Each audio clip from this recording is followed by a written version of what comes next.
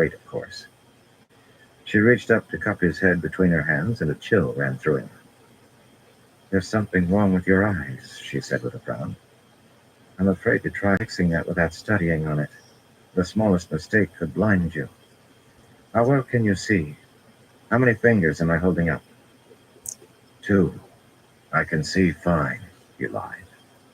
The black flecks were gone, but everything still seemed seen through water, and he wanted to squint against a sun that appeared to glare 10 times brighter than it had. The old wounds in his side were knotted with pain. Bashir climbed down from his compact bay in front of him and frowned at the stump of his left arm. Unbuckling his helmet, he took it off and held it under his arm. "At least you're alive," he said gruffly. "I've seen men hurt worse." "Me too," Rand said. "I'll have to learn the sword all over again, though." Bashir nodded. Most forms required 2 hands. Rand bent to pick up the crown of Ilion, but Min released his arm and hurriedly handed the crown to him. He settled it on his head. "I'll have to work out new ways to do everything." "You must be in shock," Nynaeve said slowly. "You've just suffered a grievous injury, Rand. Maybe you'd better lie down. Lord Davram, have one of your men bring a saddle to put his feet up." "He's not in shock," Min said sadly. The bond was full of sadness. She had taken hold of his arm as if to hold him up again. "He lost a hand, but there's nothing to do about it, so he's left it behind already." "Wool-headed fool," Nynaeve muttered. Her hand, still smeared with Sandemir's blood, drifted toward the thick braid, hanging over her shoulder, but she yanked it back down. "You've been hurt badly. It's all right to grieve. It's all right to feel stunned. It's normal." "I don't have time," he told her. Min's sadness threatened to overflow the bond.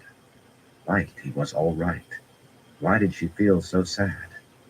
Nynaeve muttered half under her breath about woolhead and fool and man stubborn, but she was not finished.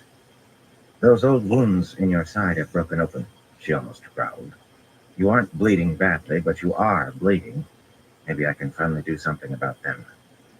But as hard as she tried, and she tried 3 times, nothing changed. He still felt the slow trickle of blood sliding down his ribs. The wounds were still a throbbing knot of pain. Finally, he pushed her hand gently away from his side. "You've done what you can, Nynaeve. It's enough." "Fool." She did growl this time. "How can it be enough when you're still bleeding?" "Who is the tall woman?" Bashir asked. He understood at least. You did not waste time on what could not be mended. "They didn't try passing her off as the daughter of the 9 Moons, did they? Not after telling me she was a little thing." "They did," Rand replied, and explained briefly. "Semirhag," Bashir muttered incredulously. "How can you be sure?" "She's Aneth Dorja, not what you called her," a honey-skinned Suldam said loudly in a twangy drawl. Her dark eyes were tilted, and her hair was streaked with gray. She looked the eldest of the Suldam and the least frightened. It was not that she did not look afraid, but she controlled it well. "She's the High Lady's truth speaker." "Be silent, Felendra," Semirhag said coldly, looking over her shoulder. Her gaze promised pain. The Lady of Pain was good at delivering on her promises. Prisoners had killed themselves on learning it was she who held them. Men and women who managed to open a vein with teeth or fingernails. Felendra did not seem to see it, though. "You can't command me," she said scornfully. "You're not even Sojin." "How can you be sure?" Cadswain demanded. Those golden moons and stars, birds and fishes, swung as she moved her piercing gaze from Rand to Semirhag and back. Semirhag saved him the effort of thinking up a lie. "He's insane," she said coolly. Standing there stiff as a statue, Min's knife hilt still sticking out beside her collarbone, on the front of her black dress glistening with blood, she might have been a queen on her throne. Grendel could explain it better than I. Madness was her specialty. I will try, however. You know of people who hear voices in their heads? Sometimes, very rarely, the voices they hear are the voices of past lives. Lanfear claimed he knew things from our own age, things only Luz Theron Telamon could know. Clearly, he is hearing Luz Theron's voice. It makes no difference that his voice is real, however. In fact, that makes his situation worse. Even Grenville usually failed to achieve reintegration with someone who heard a real voice. I understand the descent into terminal madness can be abrupt. Her lips curved in a smile that never touched her dark eyes. Were they looking at him differently? Logain's face was a carved mask, unreadable. Bashir looked as though he could still not believe. Nynaeve's mouth hung open, and her eyes were wide. The bond, for a long moment, the bond was full of numbness. If Min turned away from him, he did not know whether he could stand it. If she turned away, it would be the best thing in the world for her. But compassion and determination as strong as mountains replaced numbness, and love so bright he thought he could have warmed his hands over it. Her grip on his arm tightened, and he tried to put a hand over hers. Too late, he remembered, and snatched the nub of his hand away, but not before it had touched her. Nothing in the bond wavered by a hair.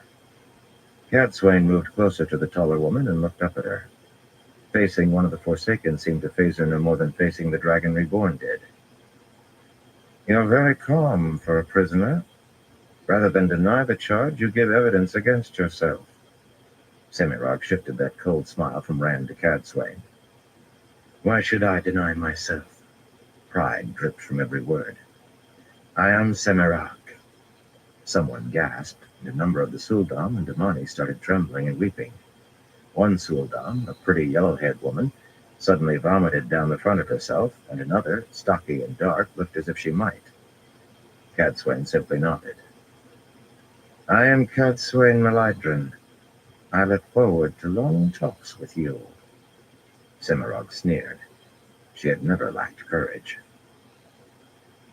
"We thought she was the High Lady," Helendra said hurriedly, and haltingly at the same time. Her teeth seemed near to chattering, but she forced her words out. "We thought we were being honored. She took us to a room in the Terrasen Palace where there was a hole in the air. We stepped through to this place. I swear it on my eyes. We thought she was the High Lady." "So, no army rushing toward us," Logain said. You could not have told from his tone whether he was relieved or disappointed. He eased an inch of his sword and thrust it back into its scabbard hard. "What do we do with them?" He jerked his head toward the Suldam and Damani. "Send them to Camelin like the others?" "We send them back to Abu Dar," Rand said. Cadsuane turned to stare at him. Her face was a perfect mask of Aes Sedai serenity, yet he doubted she was anywhere near serene inside. The leashing of Damani was an abomination that Aes Sedai took personally. Nynaeve was anything but serene. Angry-eyed, gripping her braid in a tight, blood-daubed fist, she opened her mouth, but he spoke over her. "I need this truce, Nynaeve, and taking these women prisoner is no way to get one. Don't argue. That's what they'd call it, including the Damani, and you know it as well as I do. They can carry word that I want to meet the Daughter of the Nine Moons. The heir to the throne is the only one who can make a truce stand." "I still don't like it," she said firmly.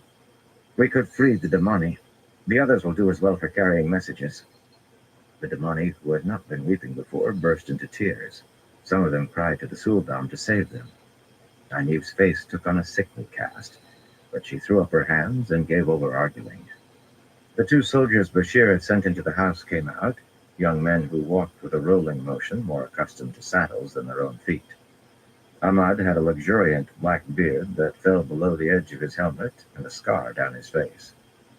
Agan wore thick mustaches like Bashir's and carried a plain wooden box with no lid under his arm. They bowed to Bashir, free hands swinging their swords clear. "The house is empty, my lord," Agan said, "but there's dried blood staining the carpets in several rooms. Looks like a slaughter yard, my lord. I think whoever lived here is dead. This was sitting by the front door. It didn't look like it belonged, so I brought it along." He held out the box for inspection. Within lay coiled Adom and a number of circlets made of segmented black metal, some large, some small. Rand started to reach in with his left hand before he remembered. Min caught the movement and released his right arm so he could scoop up a handful of the black metal pieces. Nynaeve gasped. "You know what these are?" he asked. "They're Adom for men," she said angrily. "Aganan said she was going to drop the thing in the ocean. We trusted her, and she gave it to somebody to copy." Rand dropped the things back into the box. There were 6 of the large circlets and 5 of the silvery leashes. Semirog had been prepared no matter who he brought with him. She really thought she could capture all of us. That thought should have made him shiver. He seemed to feel Lews Therin shiver. No one wanted to fall into Semirog's hands. "She shouted for them to shield us," Nynaeve said, "but they couldn't because we were all holding the power already. If we hadn't been, if Cadsuane and I hadn't had our Tirhungriel, I don't know what would have happened." She did shiver. He looked at the tall Forsaken, and she stared back, utterly composed, utterly cold. Her reputation as a torturer loomed so large that it was easy to forget how dangerous she was otherwise.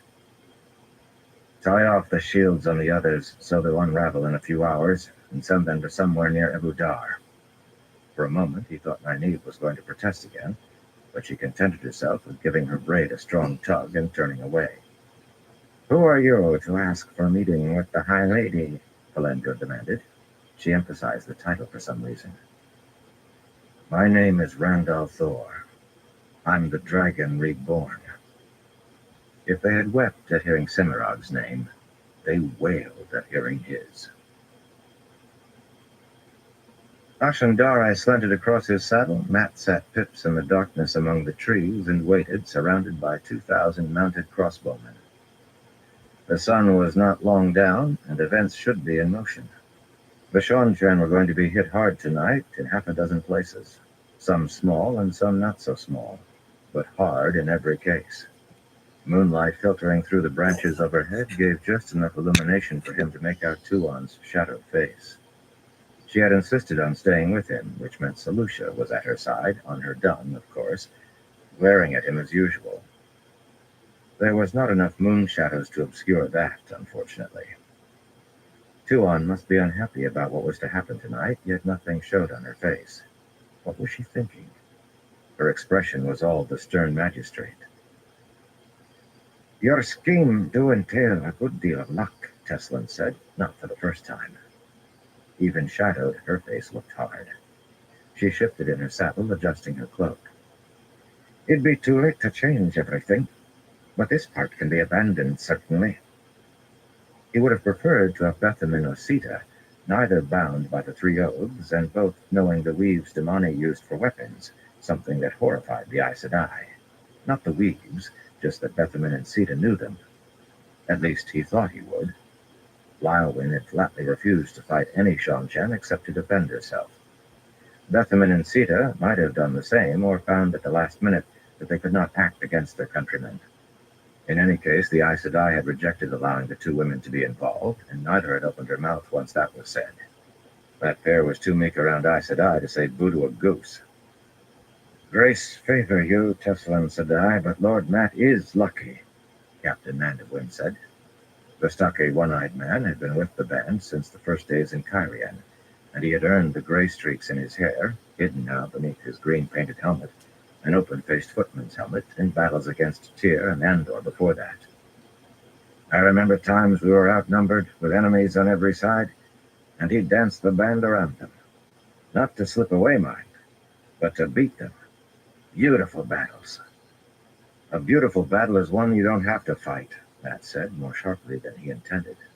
He did not like battles. You could get holes poked in you in a battle. He just kept getting caught in them, that was all. Most of that dancing around had been trying to slip away, but there would be no slipping away tonight, or for many days to come. "Our part of it is important, Teslin." What was keeping Aludra Burner? The attack at the supply camp must be underway already, just strong enough that the soldiers defending it would think they could hold until help arrived, strong enough to make them sure they needed help. The others would be full strength from the start, to overwhelm the defenders before they knew what was on them. I mean to bloody the Shongshan. Bloody them so hard and fast and often that they're reacting to what we're doing instead of making their own plans. As soon as the words left his tongue, he wished he had phrased that another way. Tuan leaned close to Selusha, and the taller woman put her scarf-covered head down to exchange whispers. It was too dark for their bloody finger talk, but he could not hear a word they were saying. He could imagine. She had promised not to betray him, and that had to cover trying to betray his plans, yet she must wish she had that promise back. He should have left her with Ryman, or one of the others. That would have been safer than letting her stay with him. He could have, if he had tied her up, her and Selusha both, and probably Satala as well. That bloody woman still took Tuan's side every time. Mandevwin's bay stamped a hoof, and he patted the animal's neck with a gauntleted hand. You cannot deny there is battle luck when you find a weakness in your enemy's lines that you never expected. That should not be there. When you find him arrayed to defend against attack from the north, only you are coming from the south. Battle luck rides on your shoulder, my lord. I have seen it. Matt grunted and resettled his hand on his head irritably. For every time a banner got lost and blundered into a bloody chink in the enemy's defenses, there were 10 when it just was not bloody where you expected when you bloody well needed it. That was the truth of battle luck. 1 green nightflower, a man called from above. 2, both green. Scrapings told him of climbing down hurriedly. Nat heaved a small sigh of relief. The Rockin was away and headed west. He had counted on that. The nearest large body of soldiers loyal to the Shongshan lay west, and he'd been cheated by riding as far west as he dared. Just because you were sure your opponent would react in a certain way did not mean he would. Ryman would be overrunning the supply camp any minute, smothering the defenders with 10 times their number, and securing much-needed provisions. Go, Vannin, he said, and the fat man dug his heels in, sending his gun off into the night at a canter. He could not outpace the Rockin, but so long as he brought word in time. Time to move, Mandevwin. A lean fellow dropped the last distance from a lower limb, carefully cradling a looking-glass that he handed up to the Carian. Get mounted, Londrade, Mandevwin said, stuffing the looking-glass into the cylindrical leather case tied to his saddle. Colonel, form the men by 4s. A short ride took them to a narrow, hard-packed road, winding through low hills that Matt had avoided earlier. There were few farms and fewer villages in this area, but he did not want to spread rumors of large parties of armed men. Not until he wanted them to spread, anyway. Now he needed speed, and rumor could not outrun him in tonight's business. Most of the farmhouses they trotted by were dark shapes in the moonlight, lamps and candles already extinguished. The thud of hooves and the creak of saddle leather were the only sounds aside from the occasional thin, reedy cry of some night bird or an owl's hooting, but 2,000 or so horses made a fair amount of noise. They passed through a small village where only a handful of thatch-roofed houses and the tiny stone inn showed any light, but people stuck their heads out of doors and windows to gape. Doubtless, they thought they were seeing soldiers loyal to the Shongshan. There seemed to be few of any other kind remaining in most of Altara. Somebody raised a cheer, but he was a lone voice. Matt rode alongside Mandevwin, with Tuan and the other women behind, and now and then he looked over his shoulder, not to make sure she was still there. Strange as it was, he had no doubt she would keep her word not to escape even now, and not to make sure she was keeping up. The Razor had an easy stride, and she rode well. Pips could not have outrun Akayin had he tried. No, he just liked looking at her, even by moonlight. Maybe especially by moonlight. He had tried kissing her again the night before, and she had punched him in the side so hard that at first he thought she had broken one of his short ribs. But she had kissed him just before they started out this evening. Only once, and said not to be greedy when he attempted a second. The woman melted in his arms when he was kissing her, and turned to ice the moment she stepped back. What was he to make of her? A large owl passed overhead, wings flapping silently. Would she see some omen in that? Probably. He should not be spending so much time thinking about her, not tonight. In truth, he was depending on luck to some extent. The 3,000 lancers Bannon had found, mostly Altans with a few Shonchan, might or might not be those Master Roydell had marked on his map, though they had not been too far from where he placed them, but there was no telling for sure in which direction they had moved since. Northeast, almost certainly, toward the Malvidi Narrows and the Mulvane Gap beyond. It seemed that except for the last stretch, the Shonchan had taken to avoiding the Lugard road for moving soldiers, doubtless to conceal their numbers and destinations in the country roads. Certain was not absolutely sure, however. If they had not moved too far, this was the road they would use to reach that supply camp. But if they had ridden farther than he expected, they might use another road. No danger there, just a wasted night. Their commander might decide to cut straight across the hills, too. That could prove nasty if he decided to join this road at the wrong point. About 4 miles beyond the village, they came to a place where 2 gently sloping hills flanked the road, and he called a halt. Master Roydell's own maps were fine, but those he had from other men were the work of masters, too. Roydell acquired only the best.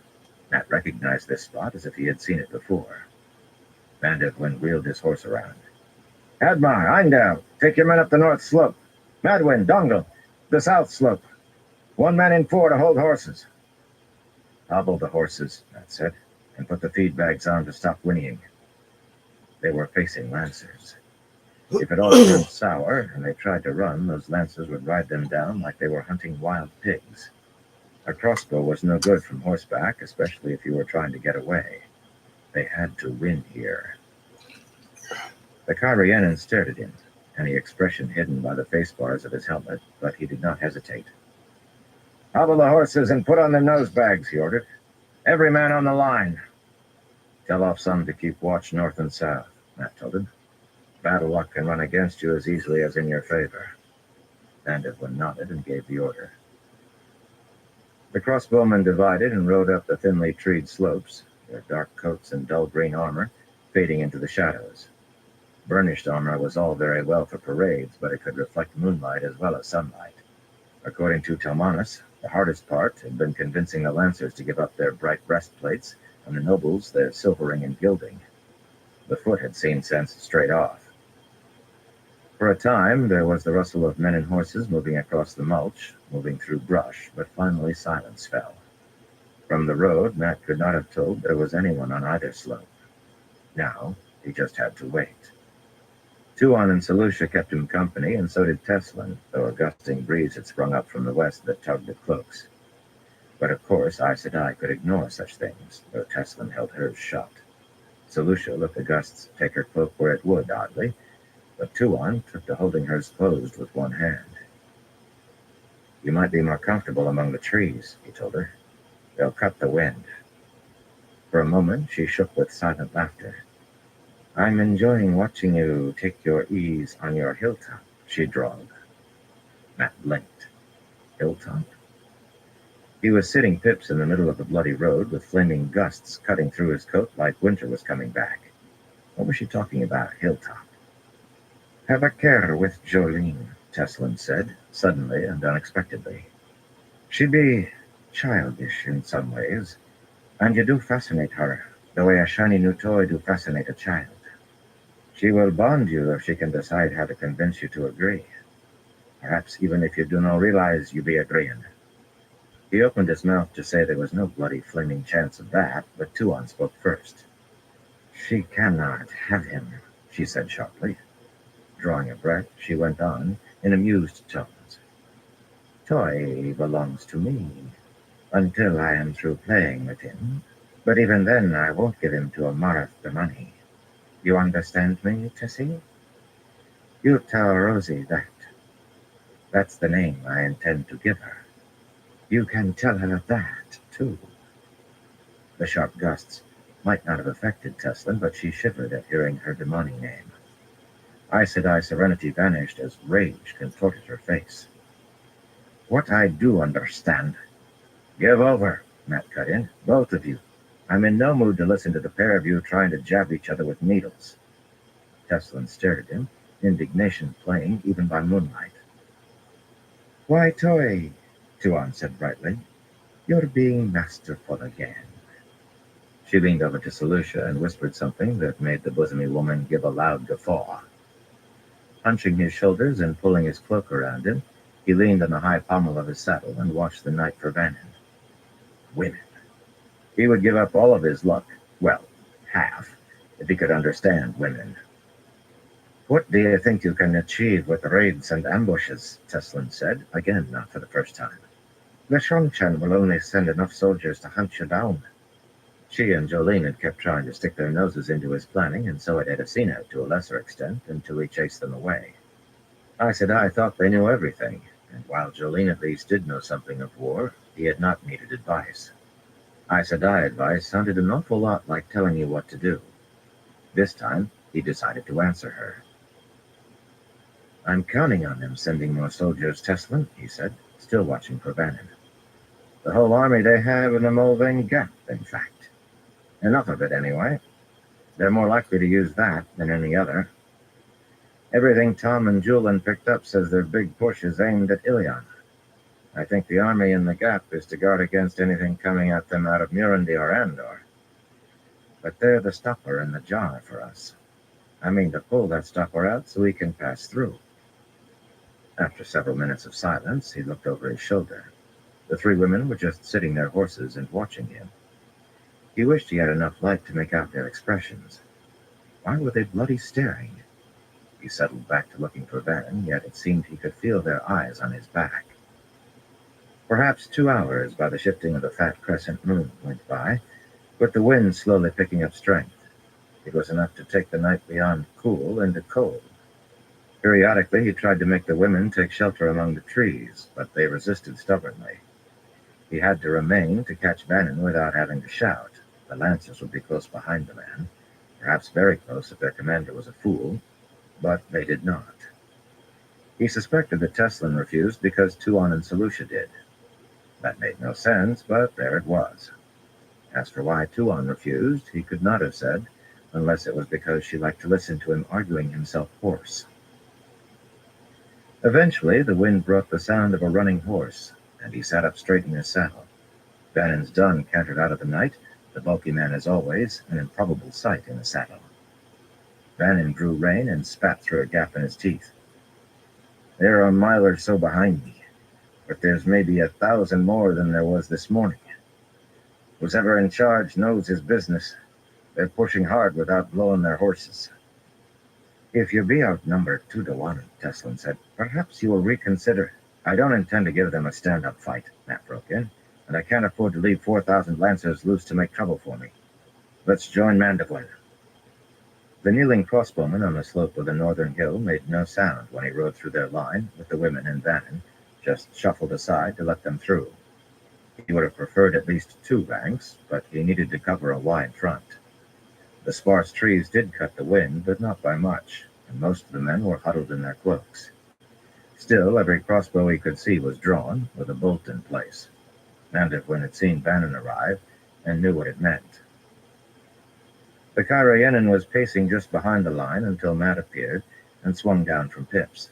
Mandeville was relieved to hear that he no longer needed to keep a watch to his rear.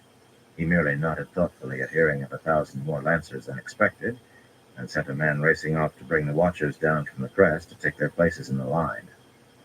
If Matt Coughlin took it in stride, so would he. Matt had forgotten that about the band. They trusted him absolutely. Once, that had almost made him break out in a rash. Tonight, he was glad of it. An owl hooted twice, somewhere behind him, and Tuon sighed.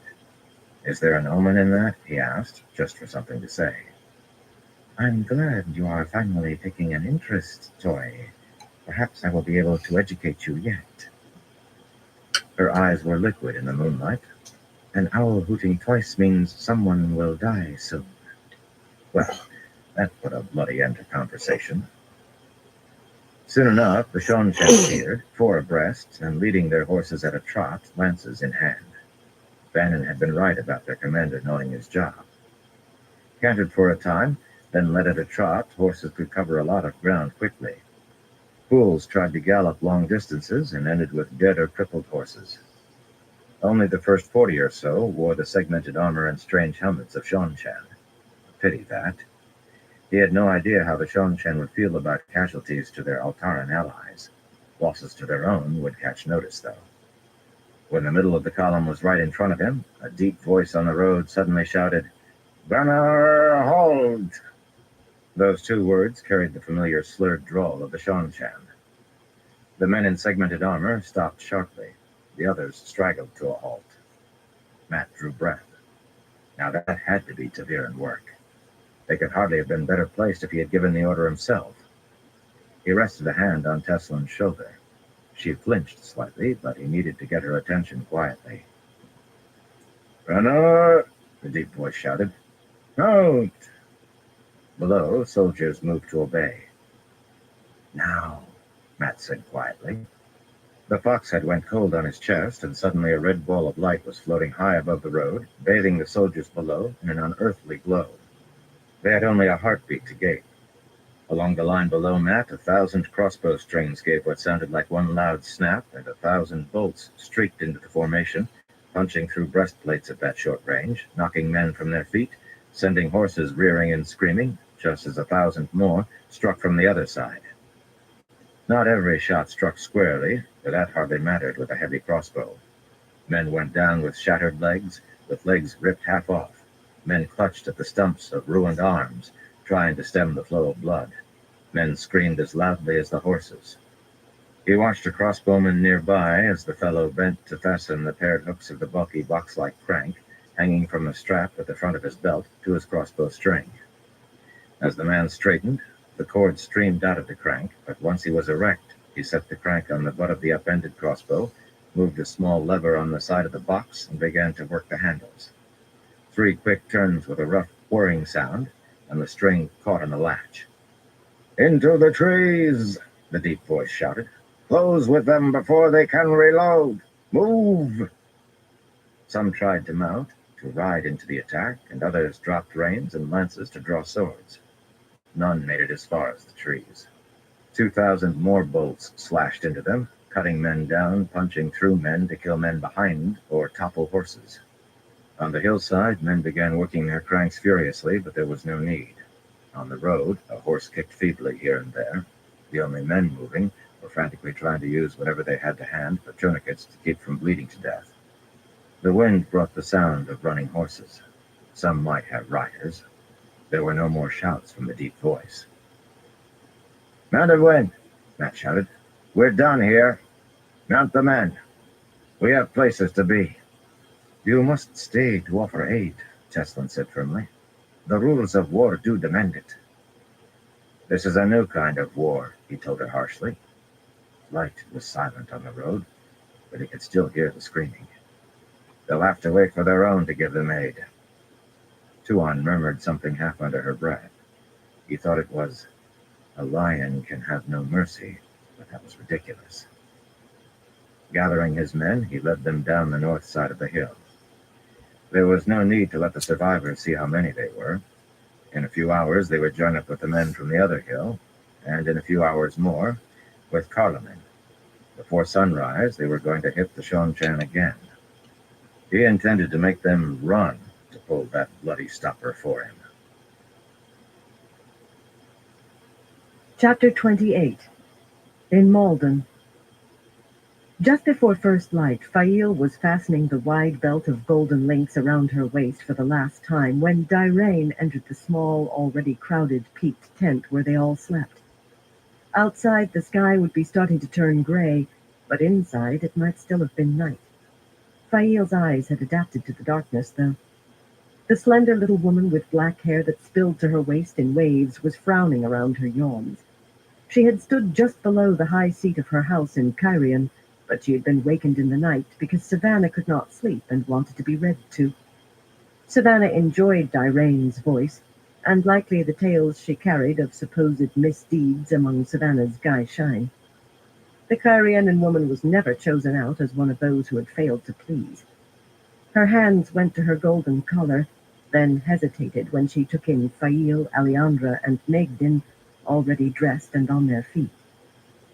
"I forgot to put the book back in the proper place," she said in a voice like crystal chimes, turning back toward the tent flap.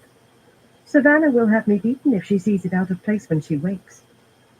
She's lying, Megden growled, and Diraine darted for outside.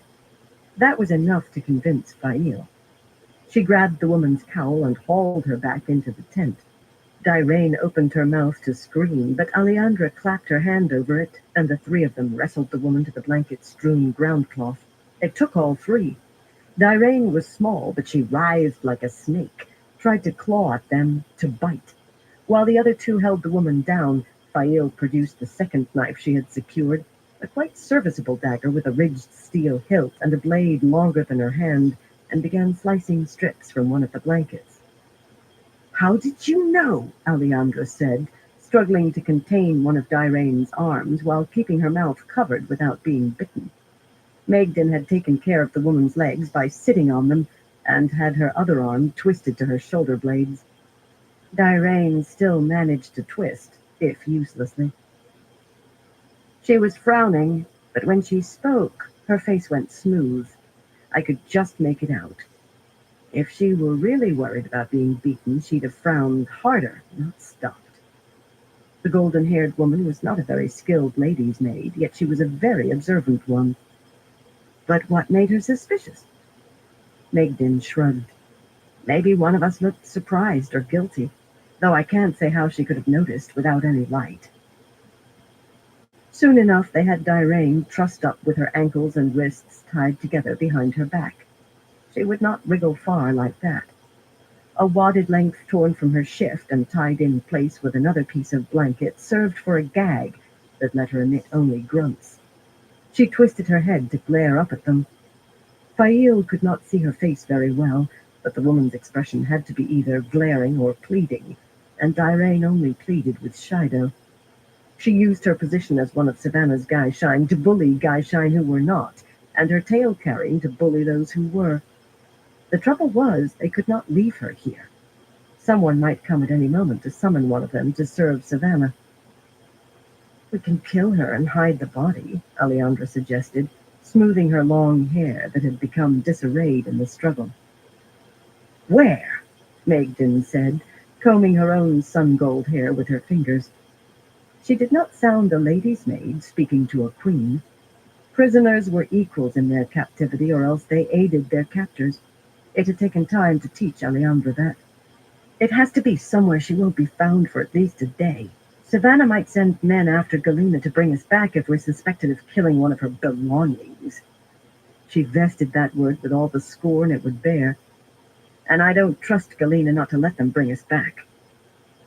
Diraine began struggling against her bonds again and grunting harder than ever. Maybe she had decided to plead after all. We aren't going to kill her, Fail told them. She was being neither squeamish nor merciful. There simply was nowhere they could be sure a body would remain hidden long enough. Not that they could reach without being seen. I'm afraid our plans have changed a little. Wait here. Ducking outside, where the sky was indeed beginning to pearl, she found what had made Diraine suspicious. Bane and Chiat were there in their plain white robes as expected, to escort them as far as the meeting place. Roland and his friends might not be done breakfasting yet. She hoped they were not. They might do something foolish and ruin everything. And Bane and Chiat had volunteered to divert any men who tried to interfere with them. She had not been able to make herself ask how they intended to do that. Some sacrifices deserved a veil of secrecy, and all of a heart's gratitude. 2 Gaishine holding wicker baskets were not enough to rouse suspicion in the Kyrianan woman, but 30 or 40 Gaishine were crowding the narrow muddy lane through the Gaishine tents. Aravine's plump, plain face watched her from a white cowl, and Lusara's beautiful one. Alvon was there with his son Ferrell in their robes of muddy tent cloth, and Alinea, a plump Amadisian silversmith in dirty, coarse white linen, and Dorman, a stocky Kyrianan bootmaker, and Corvilla, a lean weaver from right here in Altara, and they represented not a tenth part of those who had sworn to her, but a gathering of Gaishine this large would have planted suspicion in a stone, at least when added to the 3 of them being dressed. Diraine likely had heard who had been summoned to Savannah this morning. How had they learned she was leaving today? It was too late to worry about that. If any Shido knew, they would all have been dragged from the tent before this. "What are you doing here?" she demanded. "We wanted to see you go, my lady," Thero said in his rough, barely intelligible accents. "We were very careful to come by ones and twos." Lusara nodded happily, and she was not the only one. "Well, we can say goodbye now," Fail said firmly. No need to tell them how close they had come to ruining the escape. "Until I come back for you." If her father would not give her an army, then Perrin would. His friendship with Randall Thor would provide it. Light, where was he? No.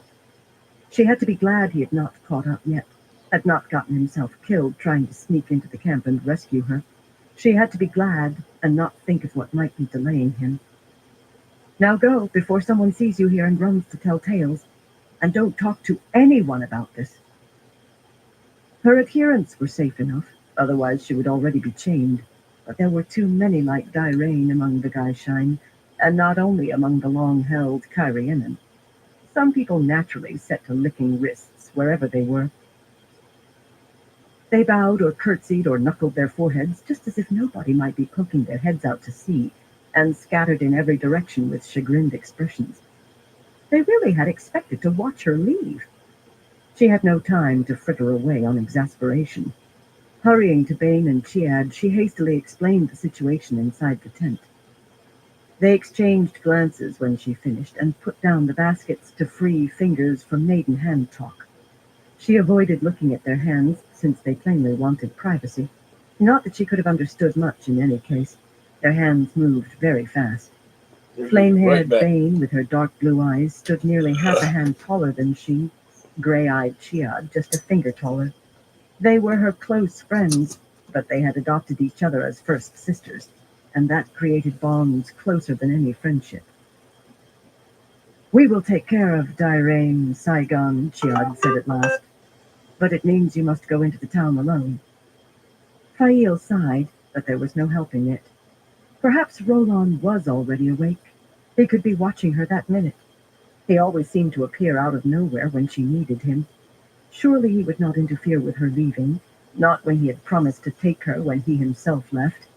Yet he still had hopes, so long as she wore white. Him and his kissing games. He might want to keep her in Gaishain robes a little longer. When men wanted to help, they always thought their way was the only way. Bane and Chiad ducked into the small peaked tent, and Aleandra and Megden came out. There really was not room inside for 5. Megden went around the side of the tent and returned with a basket like those the other women had been carrying. Dirty Gaishain robes bulged out of the top of each, making them appear loads of laundry, but beneath were dresses that came near enough fitting, a hatchet, a sling, cords for making snares, flint and steel, packets of flour, meal, dried beans, salt, and yeast, a few coins they had been able to find, everything they would need to make their way west, to find Perrin. Galena would take them out of the camp, but there was no saying which direction her Aes Sedai business would take her then. They had to be self-reliant from the start. Fail would not put it past the Aes Sedai to abandon them as soon as she was able. Megden stood over her basket with an air of determination, her jaw set and her eyes firm, but Aleandra's face was wreathed in smiles. "Try not to look so happy," Fail told her. Wetlander Gaishain seldom smiled, and never so joyfully. Aleandra tried to moderate her expression, but every time she smoothed her smiles away, they crept back. "We're escaping today," she said. "It's hard not to smile. You'll stop if some wise one sees you and decides to find out why you're happy." "We're hardly likely to meet a wise one among the Gaishain tents or in Malden," the woman said through a smile. Determined or not, Megden nodded agreement. Fail gave up. In truth, she felt a little giddy herself in spite of Dyrain. They were escaping today. Bane came out of the tent, holding the tent flap for Chiad, who was carrying on her back a blanket-wrapped bundle just large enough to be a small woman doubled up. Chiad was strong, but she had to lean forward a little to support the weight. "Why is she so still?" Fail asked. She had no fear they had killed Dyrain. They were fierce about following the rules for Gaishain, and violence was forbidden. But That blanket could have been full of wood for all that it moved. Bane spoke softly, an amused light in her eyes. I stroked her hair and told her I would be very upset if I had to hurt her. Simple truth, considering how much even slapping her would cost me. Chiad chuckled. I think Diraine Saigon thought we were threatening her. I think she will be very quiet and very still until we let her go. She shook with silent laughter. Aiel humor was still a mystery to Fail. She knew they would be punished severely for this, though. Aiding an escape attempt was dealt with as harshly as trying to escape. You have all my gratitude, she said. You and Chiad both, now and forever. I have great She kissed Bane lightly on the cheek, which made the woman blush as red as her hair, of course. Aiel were almost prudishly restrained in public, in some ways. Bane glanced at Chiad, and a faint smile appeared on her lips. When you see Gaul, tell him Chiad is Gaishain to a man with strong hands, a man whose heart is fire. He will understand. I need to help her carry our burden to a safe place. May you always find water and shade, Fail Bashir. She touched Fail's cheek lightly with her fingertips. One day we will meet again. Going over to Chiad, she took one end of the blanket, and they hurried away, carrying it between them. Gaul might understand, but Fail did not. Not the heart of fire, anyway, and she doubted that Manderek's hands interested Chiad in the slightest. The man had bad breath, and started getting drunk as soon as he woke, unless he was going on a raid or hunting. But she put Gaul and Manderek out of her mind and shouldered her basket. They had wasted too much time already. The sky was beginning to take on the appearance of actual daylight, and Gaishain were stirring among the wildly diverse tents of the camp close on Malden's walls, scurrying off to be about some chore, or at least carrying something to give a semblance of working. But none paid any mind to three women in white carrying baskets of laundry toward the town's gates. There always seemed to be laundry to be done, even for Savannah's Gaishain. There were far too many Wetlander Gaishain for Fail to know everyone, and she saw no one she knew until they came on Arla and Lasil, shifting from foot to foot with baskets on their shoulders. Taller than most Aiel women and dark, Arla kept her black hair cut as short as any maiden, and strode like a man when she walked. Lasil was short and pale and slim, and had red ribbons tied in her hair, which was not much longer. Her walk was graceful in robes, and had been a scandalous sway when she had worn breeches. Their sighs of relief were nearly identical, though. We thought something had happened, Arla said. Nothing we couldn't handle, Fail told her. Where are Bane and Chiad? Lasil asked anxiously. They have another task, Fail said. We go alone.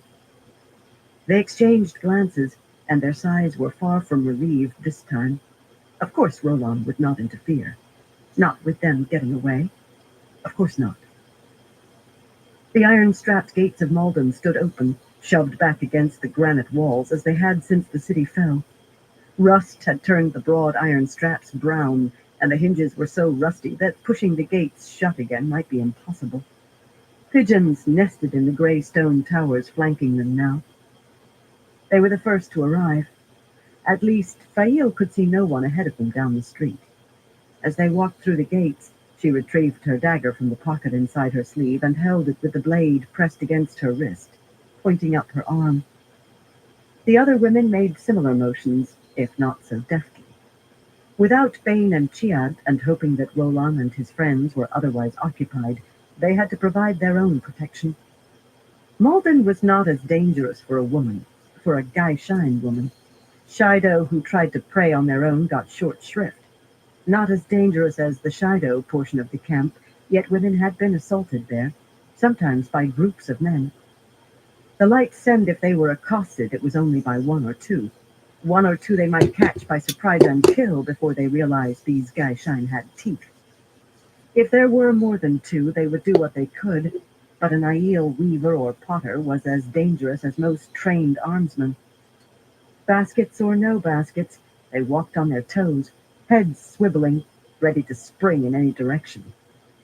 This part of the town had not been burned, yet it had a look of desolation. Broken dishes and pottery crunched beneath their soft white boots. Bits of clothing, cut off men and women made guyshine, still littered the gray paving stones. Those sorry, bedraggled rags had lain first in the snow and then in the rain for well over a month, and she doubted any rag picker would have gathered them now. Here and there lay children's toys, a wooden horse, or a doll whose paint was beginning to flake, dropped by the very young who had been allowed to flee like the very old, the ill and infirm. Slate-roofed buildings of wood or stone along the street showed gaping holes where their doors and windows had been. Along with anything the Shido considered valuable or useful, the town had been stripped of every easily removable piece of wood, and only the fact that tearing down houses was less efficient than cutting firewood in the surrounding forests had spared the wooden structures themselves. Those openings minded Fail of eye sockets and skulls. She had walked along this street countless times, yet this morning they seemed to be watching her. They made her scalp crawl. Halfway across the town, she looked back toward the gates, no more than 150 paces behind. The street was still empty for the moment, but soon the first white-clad men and women would materialize with their water buckets. Fetching water was a task that began early and lasted all day. They had to hurry now. Turning down a narrower side street, she started to walk faster, although she had trouble keeping her basket balanced. The others must have been having the same difficulty, yet no one complained.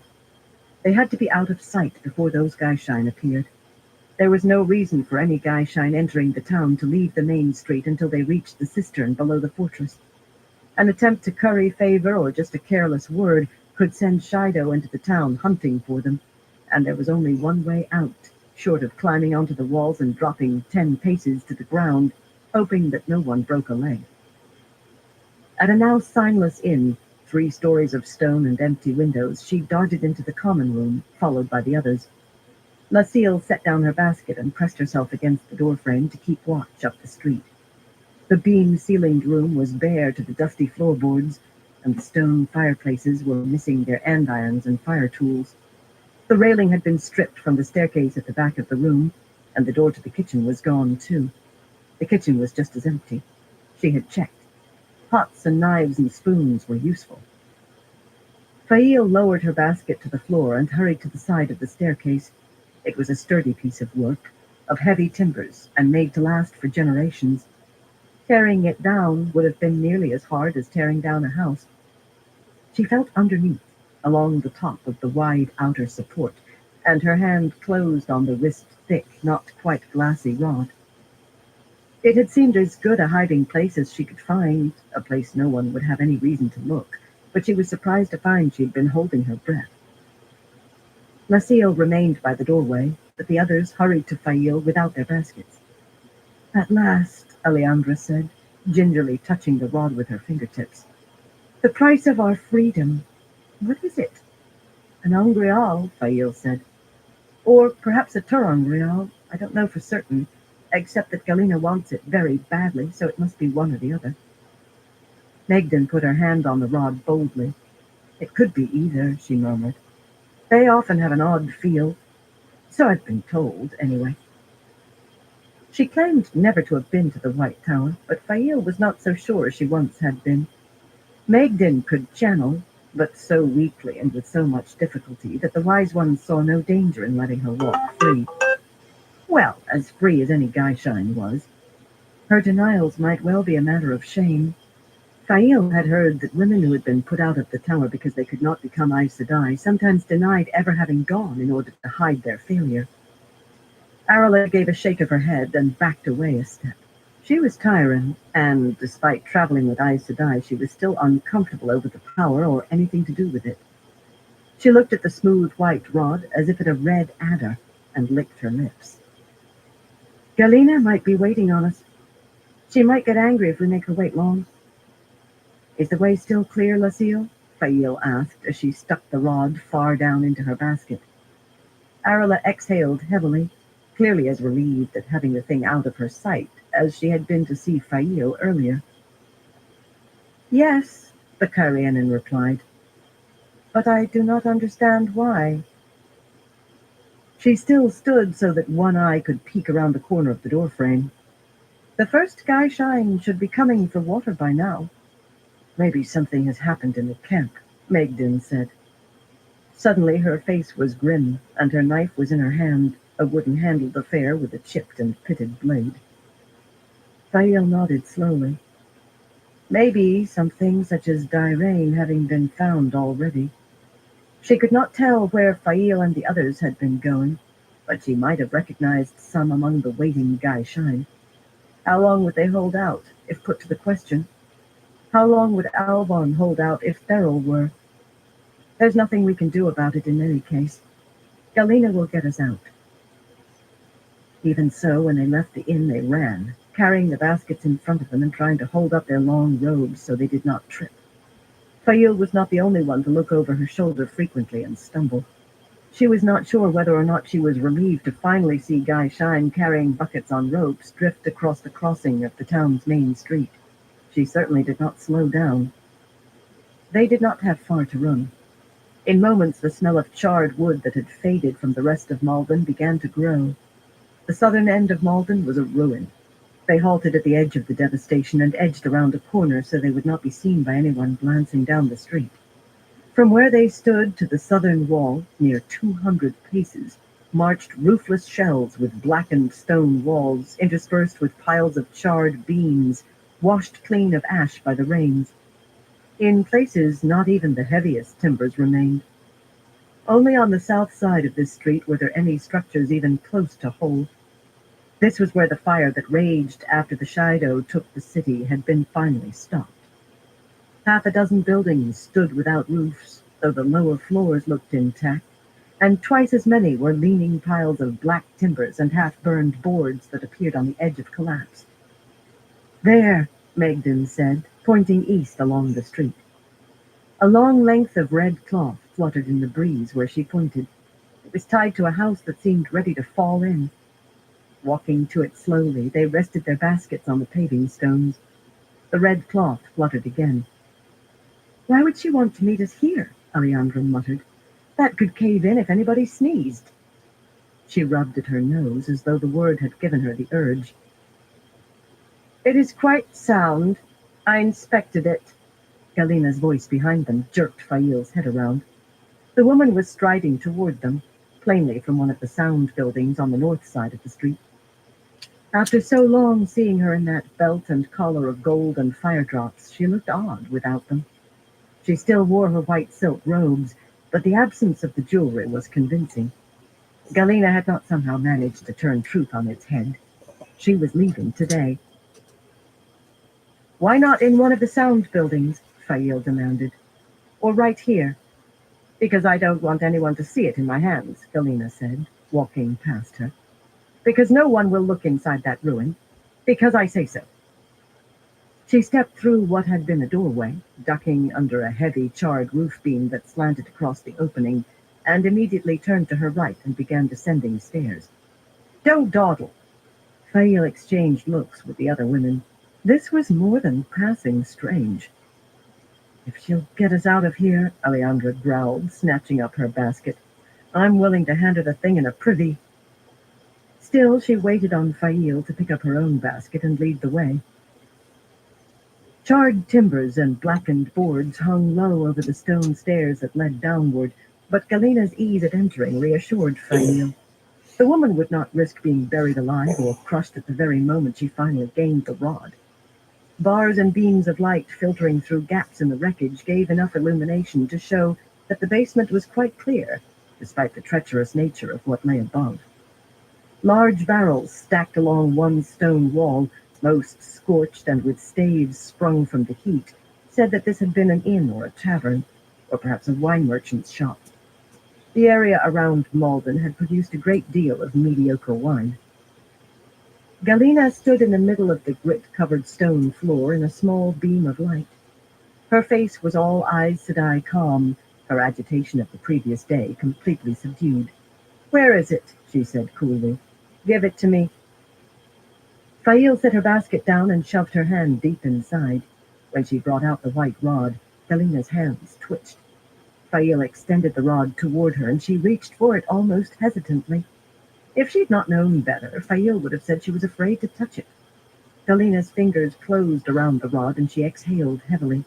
She jerked the rod away before Fail could release it.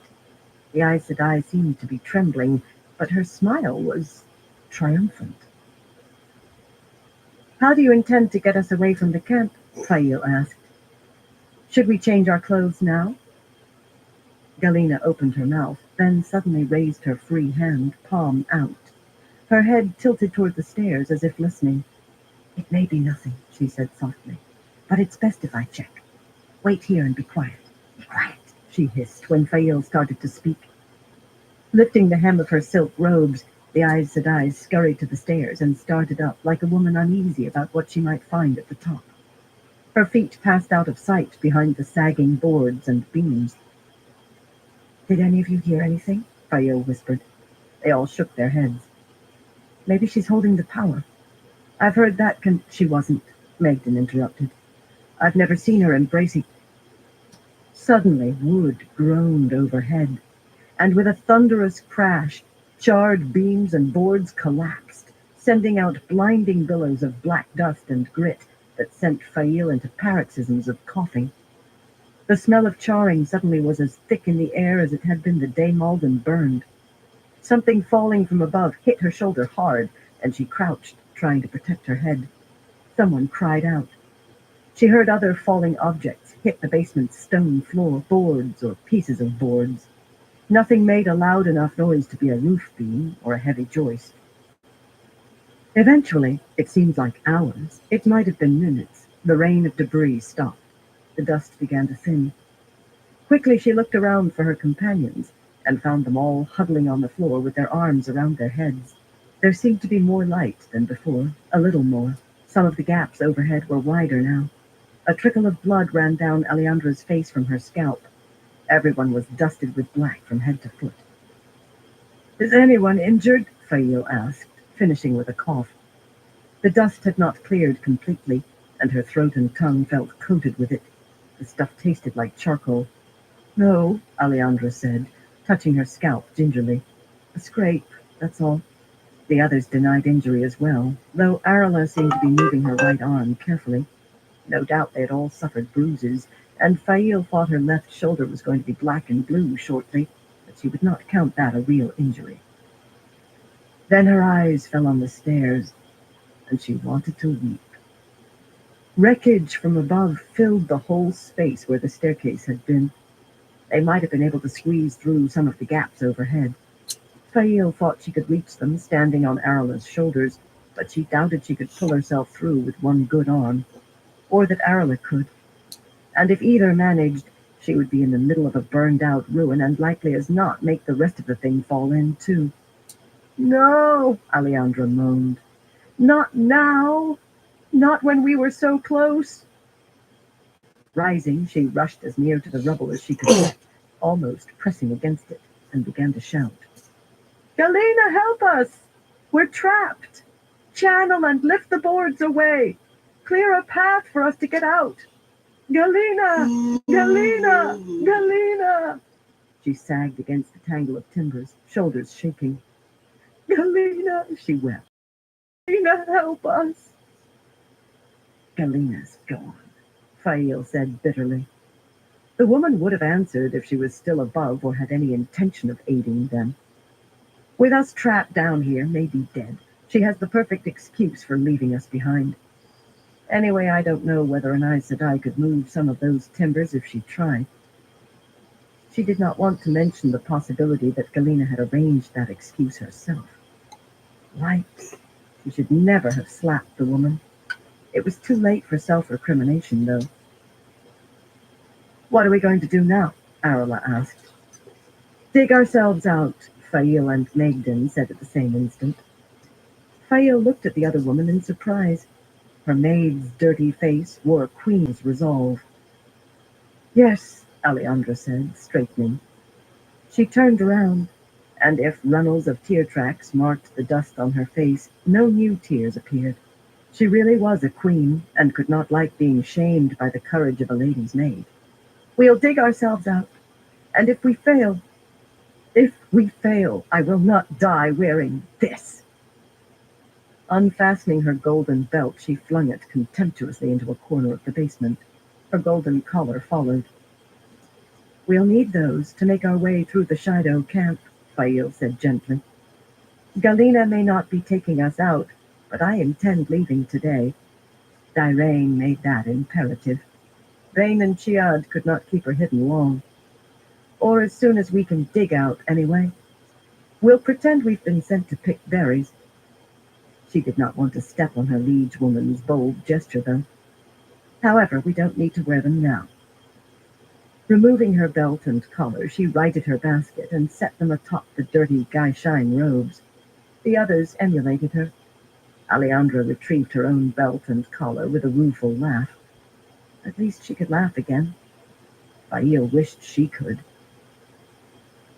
The jumble of charred timbers and half-burned boards filling the staircase resembled one of those blacksmith's puzzles her Perrin enjoyed. Almost everything seemed to be propping up something else. Worse, the heavier timbers might be beyond all of them working together. But if they could clear enough for them to be able to crawl through, writhing between the thick beams, it would be dangerous, that crawl. But when a dangerous path was your only route to safety, you had to take it. A few boards came away easily and were piled at the back of the basement, but after that everything had to be chosen with care, examined to see whether anything would fall if it were removed, hands feeling back as far as they could go into the tangle, groping for nails that might have caught, trying not to think about the whole pile shifting and trapping an arm, crushing it. Only then could they begin pulling, sometimes two of them together, tugging harder and harder until the piece suddenly gave. That work went slowly, with the great pile occasionally groaning or shifting slightly. Everyone darted back, holding their breath when that happened. Nobody moved again until they were sure the snarl of timbers was not going to collapse. The work became the focus of their world. Once Fail thought she heard wolves howling. Wolves generally made her think of Perrin, but not this time. The work was all. Then Alejandra wrenched a charred board free, and with a great groan the mass began to shift toward them. Everyone ran toward the back of the basement as the pile fell in with a deafening rumble, sending up more billows of dust. When they stopped coughing and could see again, dimly, with dust still hanging in the air, perhaps a quarter of the basement was filled. All of their work undone. And worse, the jumble was leaning toward them precariously. Groaning, it sagged a little more toward them and stopped. Everything about it said the first board pulled free would bring the whole mass down on their heads. Arla began to cry softly. Tantalizing dust admitted sunlight and allowed them to see the street, the sky, but nothing anyone could wriggle through, even Lucille. Fail could see the red scarf Galena had used to mark the building. It fluttered for a moment in the breeze. Staring at the scarf, she seized Megden's shoulder. "I want you to try to make that scarf do something the wind wouldn't make it do." "You want to attract attention?" Alejandra said hoarsely. "It's far more likely to be Shido than anyone else." "Better that than dying down here of thirst," Fael replied, her voice harsher than she wanted. She would never see Perrin again then. If Savannah had her chained, she would at least be alive for him to rescue. He would rescue her, she knew it. Her duty now was to keep the women who followed her alive, and if that meant captivity, so be it. "Megden, I might spend all day trying to embrace the source and never succeed," the sun-haired woman said in dull tones. She stood slumped, staring at nothing. Her face suggested that she saw an abyss beneath her feet. "And if I do embrace it, I can almost never weave anything." Fail loosened her grip on Megden and smoothed her hair instead. "I know it's difficult," she said soothingly. "Well, in truth, I don't know. I've never done it. But you have, and you can do it again. Our lives depend on you, Megden. I know the strength that's in you. I've seen it time and again. There is no surrender in you. I know you can do it, and so do you." Slowly, Megden's back straightened, and despair slid off her face. She might still see the abyss, but if she fell, she would fall without flinching. "I'll try," she said. For a long while she stared up at the scarf, then shook her head dejectedly. The source is there, like the sun just beyond the edge of sight, she whispered. But every time I try to embrace it, it's like trying to catch smoke with my fingers. Fail hastily pulled the Gaishine robes from her basket and another, careless of the gold belts and collars falling to the stone floor. Sit down, she said, arranging the robes in a pile. Make yourself comfortable. I know you can do it, Magdan. Pressing the other woman down, she folded her legs and sat beside her. You can do it, Alejandra said softly, sitting down on Magdan's other side. Yes, you can, Lucio whispered, joining them. I know you can, Arla said, as she lowered herself to the floor. Time passed, with Magdan staring at the scarf. Fail whispered encouragement and held on to hope hard. Suddenly the scarf went rigid, as if something had pulled it taut. A wondrous smile appeared on Magdan's face as the scarf began to swing back and forth like a pendulum. 6, 7, 8 times it swung. Then it fluttered in the breeze and fell limp. That was marvelous, Fail said. Marvelous, Alejandra said. You're going to save us, Magdan. Yes, Arla murmured. You're going to save us, Magdan. There were many kinds of battle. Sitting on the floor, whispering encouragement, Magdan fighting to find what she could seldom find, they fought for their lives while the scarf swung, then fell to the breeze, swung, and fell limp. But they fought on. Galena kept her head down and tried not to hurry as she made her way out of Malden, past the streams of white-clad men and women carrying empty buckets into the town and full buckets back out. She did not want to attract attention, not without that cursed belt and necklace. She had donned the things when she dressed in the night while Thurava was still asleep, but it had been such a pleasure to remove them and hide them with the clothes and other things she had secreted away for her escape that she could not resist. Besides, Thurava would have been angered to wake and find her missing. She would have ordered a watch for her little Lena, and everyone marked her by those jewels. Well, they would pay to help her return to the tower now, return to her rightful place. That arrogant Fail and the other fools were dead or as good as, and she was free. She stroked the rod hidden in her sleeve and shivered with delight. Free. She did hate leaving Thurava alive, but if anyone had entered the woman's tent and found her with a knife through her heart, Galena would have been the first suspect. Besides, images rose in her head of her bending stealthily over the sleeping Thurava, the woman's own belt knife in hand, of Thurava's eyes snapping open, meeting hers in the darkness, of her screaming, of her hand opening nervelessly to drop the knife, of her begging, of Thurava. No, no! It would not have been that way, certainly not. She had left Thurava alive of necessity, not because she was, not for any other reason. Suddenly wolves howled, wolves in every direction, a dozen or more. Her feet stopped of their own accord. A motley collection of tents surrounded her, walled tents, peaked tents, low Aiel tents. She had walked right through the Gaishine portion of the camp without realizing it. Her eyes rose to the ridge west of Malden, and she flinched. Thick fog curled along the whole length of it, concealing the trees as far as she could see in either direction. The town walls hid the ridge to the east, yet she was sure there would be thick fog there, too. The man had come. The great Lord preserve her, she had been just in time. Well, he would not find his fool wife, even if he managed to survive whatever he was about to try. Nor would he find Galena Kasban. Thanking the great Lord that Thurava had not forbidden her to ride, the woman had much preferred dangling the possibility that she might be allowed if she grumbled sufficiently. Galena hurried toward her hidden stores. Let the fools who wanted to die here die. She was free. Free. Chapter 29. The Last Knot. Perrin stood just below the ridgetop, near the edge of the fog, and studied the encampment and stone-walled town below. 200 paces of fairly steep slope, sparsely dotted with low brush down to level ground, perhaps 700 more of cleared ground to the first tents, then better than a mile to the town. It seemed so close now. He did not use his looking glass. A glint off a lens from the sun just peeking over the horizon, a fingernail edge of golden red, might ruin everything. The grayness around him curled, but did not really move with the breeze, even when it gusted and made his cloak stir. The dense mist on the far ridge, obscuring the windmill there, seemed too still as well, if you studied it a while. How long before someone among those tents noticed? There was nothing to be done for it.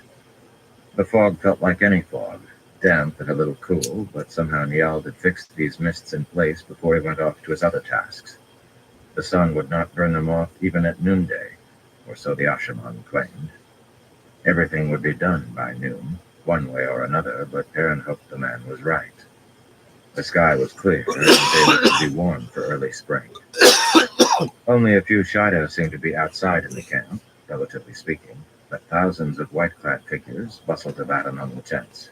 Tens of thousands. His eyes ached to find Fail among them, his heart ached to see her, but he could as well try to pick out one particular pin from a barley basket of them spilled on the ground. Instead, he stared at the town's gates, standing wide open as they had every time he had gazed on them. Invitingly wide. They called to him. Soon, Fail and her companions would know it was time to head for those gates, and the towered fortress that bulked at the north end of the town. She might be at chores if the maidens were right about how the prisoners would be treated as Gaishain, but she would know to slip away and go to the fortress. She and her friends, and likely Alice as well. Whatever her scheme with the Shido, the Aes Sedai would not want to remain on a battleground. A second sister in the fortress might come in handy. The Light Send did not come to that. He had planned with care for every eventuality he could imagine, down to outright disaster, if this was no blacksmith's puzzle, however much he wished it were. The twisted iron pieces of a blacksmith's puzzle moved only in certain ways. Move them in the right way, and the puzzle came apart. People could move in 1,000 ways, sometimes in directions you never believed possible till it happened. Would his plans stand up when the Shido did something unexpected? They would do it, almost certainly, and all he could do in return was hope it would not lead to that disaster. With a last longing look at Malden's gates, he turned and walked back up the ridge. Inside the fog, even he could not see 10 paces, but he soon found Dan'l Lewin among the trees on the ridgetop. Lean to the point of skinny, with a pickaxe for a nose and thick mustaches in the Tarabana style, Dan'l stood out even when you could not see his face clearly. Other Two Rivers men were shapes beyond him, growing dimmer and dimmer with distance. Most were squatting or sitting on the ground, resting while they had the chance. Jory Conger was trying to entice some of the others into a game of dice, but he was quiet about it, so Perrin let it pass. No one was accepting the offer anyway. Jory was uncommon lucky with his dice. Dan'l made a leg when he saw Perrin and murmured, "My lord." The man had been spending too much time with Fail's people. He called it acquiring polish, whatever that was supposed to mean. A man was not a piece of brass. "Make sure nobody does anything woolhead foolish like I just did, Dan'l. Sharp eyes below might spot movement near the edge of the fog and send men to investigate." Dan'l coughed discreetly into his hand. Like he was getting as bad as any of those Kyrianian tyrants. "As you say, my lord. I'll keep everybody back." "My lord," Bulwer's dry voice said out of the mist. "Ah, there you are, my lord." The little stick of a man appeared, followed by 2 larger shapes, though one was not much taller. They halted at a gesture from him, indistinct forms in the fog, and he came on alone. "Messina has put in an appearance below, my lord," he said quietly, folding his hands. "I thought it best to keep Javier and Marion out of his sight and his men's, under the circumstances. I don't believe he is suspicious of them. I think he has anyone he is suspicious of killed. But out of sight, out of mind is best." Perrin's jaw tightened. Massima was supposed to be beyond the eastern ridge with his army, if it could be called that. He had counted those men, and a few women, as they shuffled uneasily through gateways made by the 2 Ashaman, and they were 20,000 if they were one. Massima had always been vague about their numbers, and Perrin had not had an accurate count until last night. Ragged and dirty, only one here or there wore a helmet, much less a breastplate, but every hand had gripped sword or spear or axe, halberd or crossbow, the women included. The women among Massima's followers were worse than the men by far, and that was saying something. For the most part, a lot of them were only good for terrorizing people into swearing to follow the Dragon Reborn. The colors whirled in his head and were scattered by his anger, that and murdering them if they refused. They had a better purpose today. Maybe it's time for Javier and Nerion to start staying away from Massima's people for good, he said. If you wish it, my lord, but in my judgment they still are as safe as any man can be doing what they do, and they're eager. Bulwer tilted his head, a curious sparrow in a branch. We'll be right back. They haven't been corrupted, if that's what you fear, my lord. That's always a danger when you send a man to pretend to be what he isn't. But I have a keen nose for the signs. Keep them close, Bulwer. After today, with luck, there might not be much of Massima's army left to spy on in any case. There might not even be a Massima to worry about. Perrin scrambled down the brushy reverse slope, past where the Mayenner and Gildanan lancers were waiting beside their horses in the thick mist. Streamered lances propped on their shoulders or steel heads driven into the ground. The winged guards' red-painted helmets and breastplates might have been safe enough on the ridgetop, but not the Gildanan's burnished armor, and since Galen and Arganda both bristled if one was favored over the other, both waited here. The fog extended quite some distance. Nield claimed that was intentional, but the man had smelled surprised and pleased when he realized what he had done. So Perrin was still walking through grayness when he reached the bottom of the ridge, where all of the high-wheeled carts stood in a line with horses hitched. The dim figures of Carianan cart drivers moved about them, checking harness, tightening the ropes that held the canvas covers on. Massima was waiting, and Perrin wanted nothing so much as to chew off the man's arm, but he spotted the stout shape of Basil Gill beside one of the carts and headed that way. Linny was with him, wrapped in a dark cloak, and Brianna with her arm around the waist of Lambgwin, Perrin's hulking manservant. Master Gill snatched off his brimmed hat to reveal thin graying hair combed back over a bald spot that it failed to cover. Linny sniffed and pointedly avoided looking at Perrin while pretending to adjust her cowl. She smelled of anger and fear. Master Gill just smelled of fear. It's time for you to start north, Master Gill, Perrin said. When you reach the mountains, follow them until you strike the Johanna road. With luck, we'll catch you up before you reach the mountains, but if not, send Aleandra's servants off to Johanna, then you head east through the pass, then north again. We'll be as close behind you as we can. If his plan did not go too far awry, liked he was a blacksmith, not a soldier, but even Ty Lee had finally agreed it was a good plan. I will not leave this spot until I know that Megden is safe, then he told the fog, her thin voice a reed of iron. And the Lady Thail, of course. Master Gill rubbed a hand back over his head. My lord, Lamgwin and I were thinking maybe we could help out. The Lady Thail means a great deal to us, and Megden is one of our own. I know one end of the sword from the other, and so does Lamgwin. He was wearing one belted around his bulk, yet if he had handled a sword these past 20 years, Perrin would eat the whole great length of that belt. Brianna's grip on Lamgwin tightened, but the big man patted her shoulder and rested his other hand on the hilt of a short sword. The fog obscured his scarred face and sunken knuckles.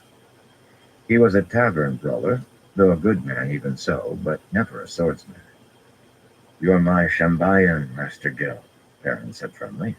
It's your duty to get the cart drivers and grooms and servants to safety. Yours and Lamgwin's. Now go on with you and see to it. The stout man nodded reluctantly. Brianna breathed a small sigh of relief when Lamgwin knuckled his forehead in acquiescence. Perrin doubted that Lamgwin could have heard the sigh, though the man put his arm around her and murmured comforting words. Linny was not so compliant. Back stiff as a rod, she addressed the fog again. I will not leave this spot until I know. Perrin slapped his hands together with a loud crack, startling her into looking at him in surprise. All you can do here is catch the ague from standing in the damp. That and die if the Shido manage to break through. I'll bring Fail out. I'll bring Megden and the others out. He would, or die himself in the attempt. There was no point saying that, though, and reason not to. They had to believe in their bones that he would be following with Fail and the rest. And you are going north, Linny. Fail will be upset with me if I let anything happen to you. Master Gill, you make sure she rides with you if you have to tie her up and put her in the back of a cart. Master Gill jerked, crumpling his hat between his hands.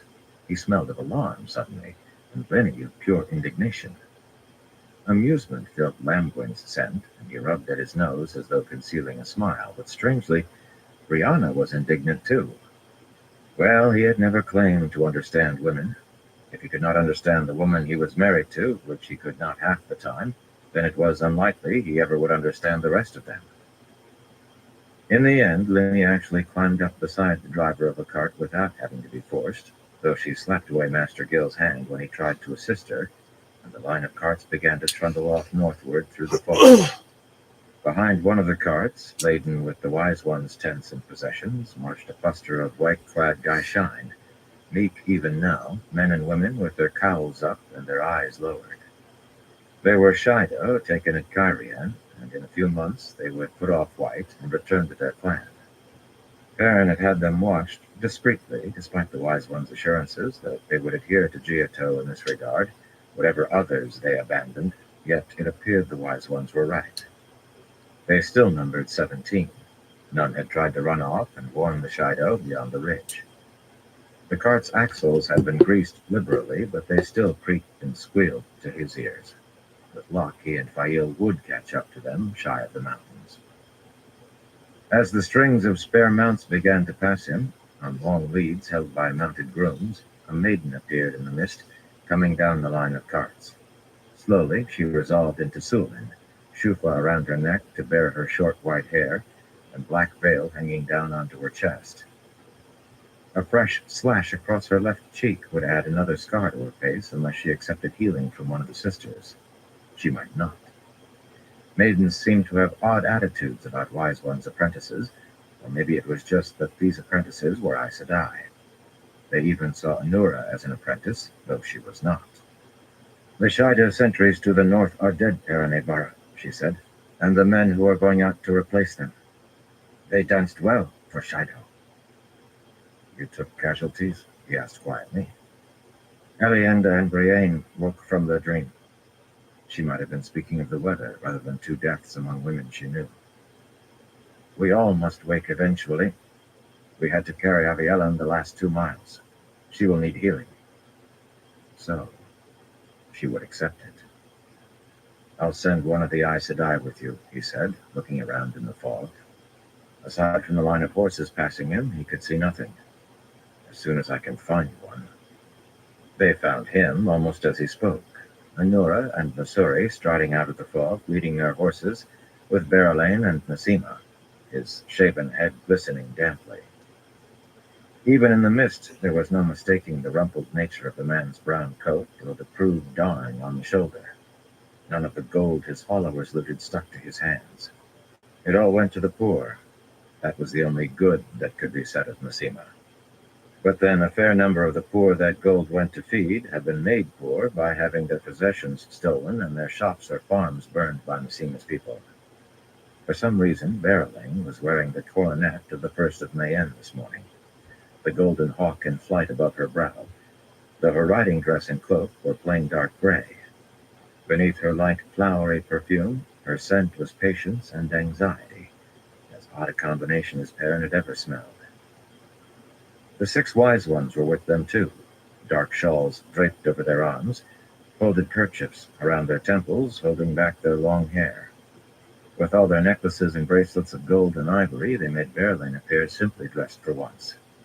Aram was one of their number as well, the wolf-head pommel of his sword rising above one red-striped shoulder, and the fog could not hide the absence of his habitual glower. The man gravitated toward Massima and seemed almost to bask in some light that Massima gave off.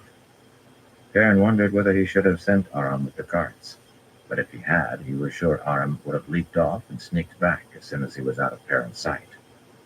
He explained Aviellan's need to the two Aes Sedai, but to his surprise, when Masuri said she would come, fair-haired Edara raised a hand that stopped the slim brown in her tracks. Anura shifted uncomfortably.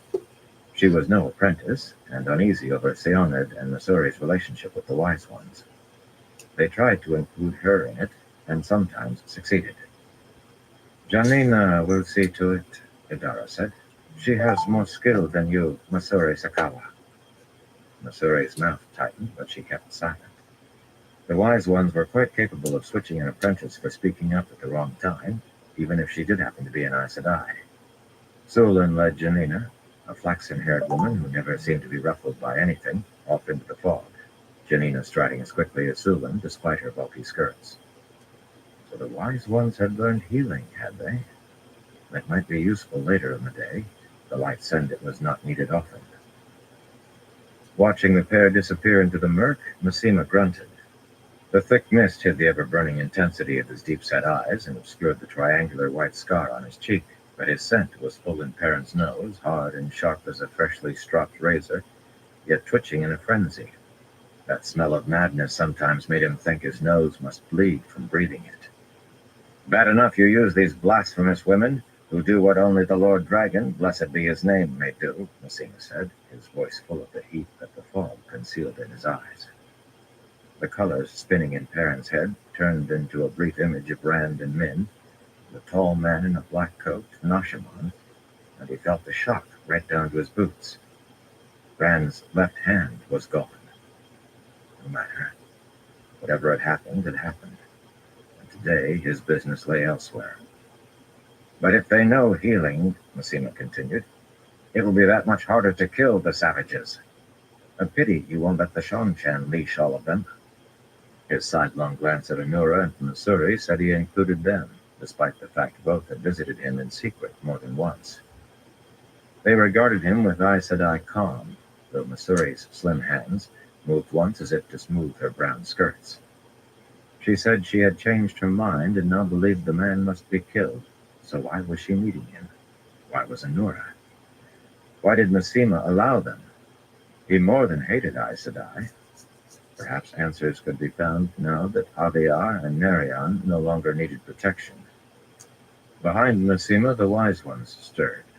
Fire-haired Karel, who looked as if she possessed a temper, though she did not, actually stroked the hilt of her belt knife. And Navarin, who could have given Nynaeve lessons in getting angry, gripped hers. Massima should have felt those eyes boring into his back, but his scent never shifted. Insane he might be, but never a coward. You wanted to speak to Lord Perrin, my Lord Prophet? Berylane said gently, though Perrin could smell the strain of her smile. Massima stared at her. I am simply the prophet of the Lord Dragon, not a lord. The Lord Dragon is the only lord now. His coming has shattered all bonds and destroyed all titles. Kings and queens, lords and ladies are but dust beneath his feet. Those whirling hues threatened again, but Perrin crushed them. What are you doing here? He demanded. There was no way to soften moments with Massima. The man was as hard as a good file. You're supposed to be with your men. You risked being seen by coming here, and you'll risk it again going back. I don't trust your people to hold for 5 minutes without you there to stiffen their spines.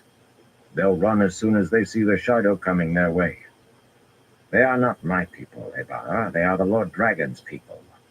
Like being around Massima meant having to stomp on those colors every few minutes. I left Nengar in charge. He has fought more battles than you have dreamed of, including against the savages. I also gave the women orders to kill any man who tries to run, and have let it be known that I will hunt down anyone who escapes the women. They will hold to the last man, Ebara. You sound as if you're not going back, Perrin said. I intend to stay close to you. Fog might hide the heat in Massima's eyes, but Perrin could feel it. A pity if any misfortune should befall you just as you reclaim your wife. So, a small part of his plan had unraveled already. A hope, really, rather than part of the plan. If all else went well, the Shido who managed to flee would carve a way through Masima's people without more than slowing a step. But instead of taking a Shido spear through his ribs, Masima would be keeping an eye on him. Without any doubt, the man's bodyguard was not far off in the fog, 200 or so ruffians, better armed and better mounted than the rest of his army. Perrin did not look at Berylane, but the scent of her worry had strengthened. Masima had reason to want both of them dead. He would warn Galen that his primary task today would be protecting Berylane from Masima's men, and he would have to watch his own back. Off in the fog, a brief flash of silver-blue light appeared, and he frowned. It was too early yet for Grady. Two figures coalesced out of the mist. One was Niald, not strutting for once. In fact, he stumbled. His face looked tired. Burn him, why was he wasting his strength this way? The other was a young Shonchan in lacquered armor with a single thin plume on the peculiar helmet he carried beneath his arm. Perrin recognized him. Waya Araba, a Lieutenant Tylee thought well of. The two Aes Sedai gathered their skirts as if to keep him from brushing against them, though he went nowhere near them. For his part, he missed a step when he came close enough to make out their faces, and Perrin heard him swallow hard. He smelled skittish of a sudden. Araba's bow included Perrin and Berylane, and he frowned slightly at Masima as though wondering what such a ragged fellow was doing in their company. Masima sneered, and the Shonchan's free hand drifted toward his sword hilt before he stopped it. They seemed touchy folk, Shonchan did, but Araba did not waste time. Banner General Kirgan's compliments, my lord, my lady first. Morat Rakan report those bands of Aiel are moving faster than expected. They will arrive sometime today, possibly as soon as noon. The group to the west is perhaps 25 or 30,000, the one to the east larger by a third. About half of them are wearing white, and there will be children, of course, but that is still a lot of spears to have behind you. The Banner General wishes to know if you would like to discuss altering the deployments. She suggests moving a few thousand of the Altaran Lancers to join you. Perrin grimaced. There would be at least 3,000 or 4,000 Algaid Siswai with each of those bands. A lot of spears to have at his back for certain sure. Niald yawned. How are you feeling, Niald? Oh, I'm ready to do whatever needs doing, I am, my lord, the man said, with just a hint of his usual jauntiness. Perrin shook his head. The Ashaman could not be asked to make one gateway more than necessary. He prayed that they would not fall one short. By noon, we'll be done here. Tell the Banner General we go ahead as planned. And pray that nothing else went amiss. He did not add that aloud, though. Out in the fog, wolves howled, an eerie cry that rose all around Malden. It was truly begun now. You're doing wonderfully, Magden, Fael croaked. She felt lightheaded, and her throat was dry from encouraging the woman. Everyone's throat was dry. By the slant of the light coming through the gaps overhead, it was near mid-morning, and they'd been talking without cease for most of that. They had tried tapping the unbroken barrels, but the wine inside was too rancid even for wetting lips. Now they were taking turns with the encouragement. She was sitting alongside her sun-haired maid, while the others rested against the back wall, as far from that leaning jumble of boards and timbers as they could get. You're going to save us, Magden. Above them, the red scarf was just visible through that narrow gap in the tangle. It had hung limply for some time now, except when the breeze caught it. Magden stared at it fixedly. Her dirty face glistened with sweat, and she breathed as if she'd been running hard. Suddenly the scarf went taut and began to swing once, twice, 3 times. Then the breeze sent it fluttering and it fell. Magden continued to stare. That was beautiful, Fael said hoarsely. The other woman was getting tired. More time was passing between each success, and the successes were lasting a shorter time. It was abruptly a face appeared beside the scarf, one hand gripping the length of red. For a moment she thought she must be imagining it. Aravine's face, framed by her white cowl. I see her, the woman said excitedly. I see the Lady Fail and Magdalene. They're alive. Voices raised a cheer, quickly stilled. Magdalene swayed as if she might fall over, but a beautiful smile wreathed her face. Fail heard weeping behind her and wanted to weep with joy herself. Friends had found them, not Shido. They might escape yet. Pushing herself to her feet, she moved closer to a leaning pile of charred rubble. She tried to work moisture into her mouth, but it was thick. We're all alive, she managed in a husky voice. How in the light did you find us? It was Therill, my lady, Aravine replied. The scamp followed you despite your orders, and the light blessed him for it. He saw Galena leave and the building fall in, and he thought you were dead. He sat down and cried. A voice protested in rough Amadisian accents, and Aravine turned her head for a moment. I know someone who's been crying when I see him, boy. You just be thankful you stopped to cry. When he saw the scarf move, my lady, he came running for help. You tell him there's no shame in tears, Fail said. Tell him I've seen my husband cry when tears were called for. My lady, Aravine said hesitantly. He said Galena pulled on a timber when she came out. It was set like a lever, he said. He said she made the building collapse. Why would she do that? Alejandra demanded. She had helped Magdalene to her feet and half supported her to reach Fail's side. Lucille and Arla joined them, alternating between tears and laughter. Aleandra's face was a thunderhead. Fail grimaced. How often in the last few hours had she wished she had that slap back? Galena had promised. Could the woman be Black Aja? That doesn't matter now. One way or another, I'll see her repaid. How was another matter. Galena was Aes Sedai, after all. Aravine, how many people did you bring? Can you... Large hands took Aravine by the shoulders and moved her aside. Enough talk. Roland's face appeared in the gap, shufa around his neck and veil hanging onto his chest. Roland! We cannot clear anything with you standing there, Fail Bashir. This thing may fall in when we start. Go to the other end and huddle against the far wall. What are you doing here? She demanded. The man chuckled. He chuckled. You still wear white, woman. Do as you are told, or when I have you out of there, I will smack your bottom soundly. And then maybe we will soothe your tears with a kissing game. She showed him her teeth, hoping he did not take it for a grin. But he was right about them needing to move away, so she led her companions across the board-strewn stone floor to the far end of the basement, where they crouched against the wall. She could hear voices muttering outside, likely discussing exactly how to go about clearing a path without making the rest of the building collapse on her head. All this for nothing, Alejandra said bitterly. How many Shido do you suppose are up there? Wood scraped loudly, and with a groan the leaning pile of rubble leaned inward a little more. The voices began again. I haven't any idea, Fail told her. But they must all be Meriden, not Shido. The Shido did not mingle with the brotherless. There might be some hope in that. Surely Roland would let her go once he learned about Dirain.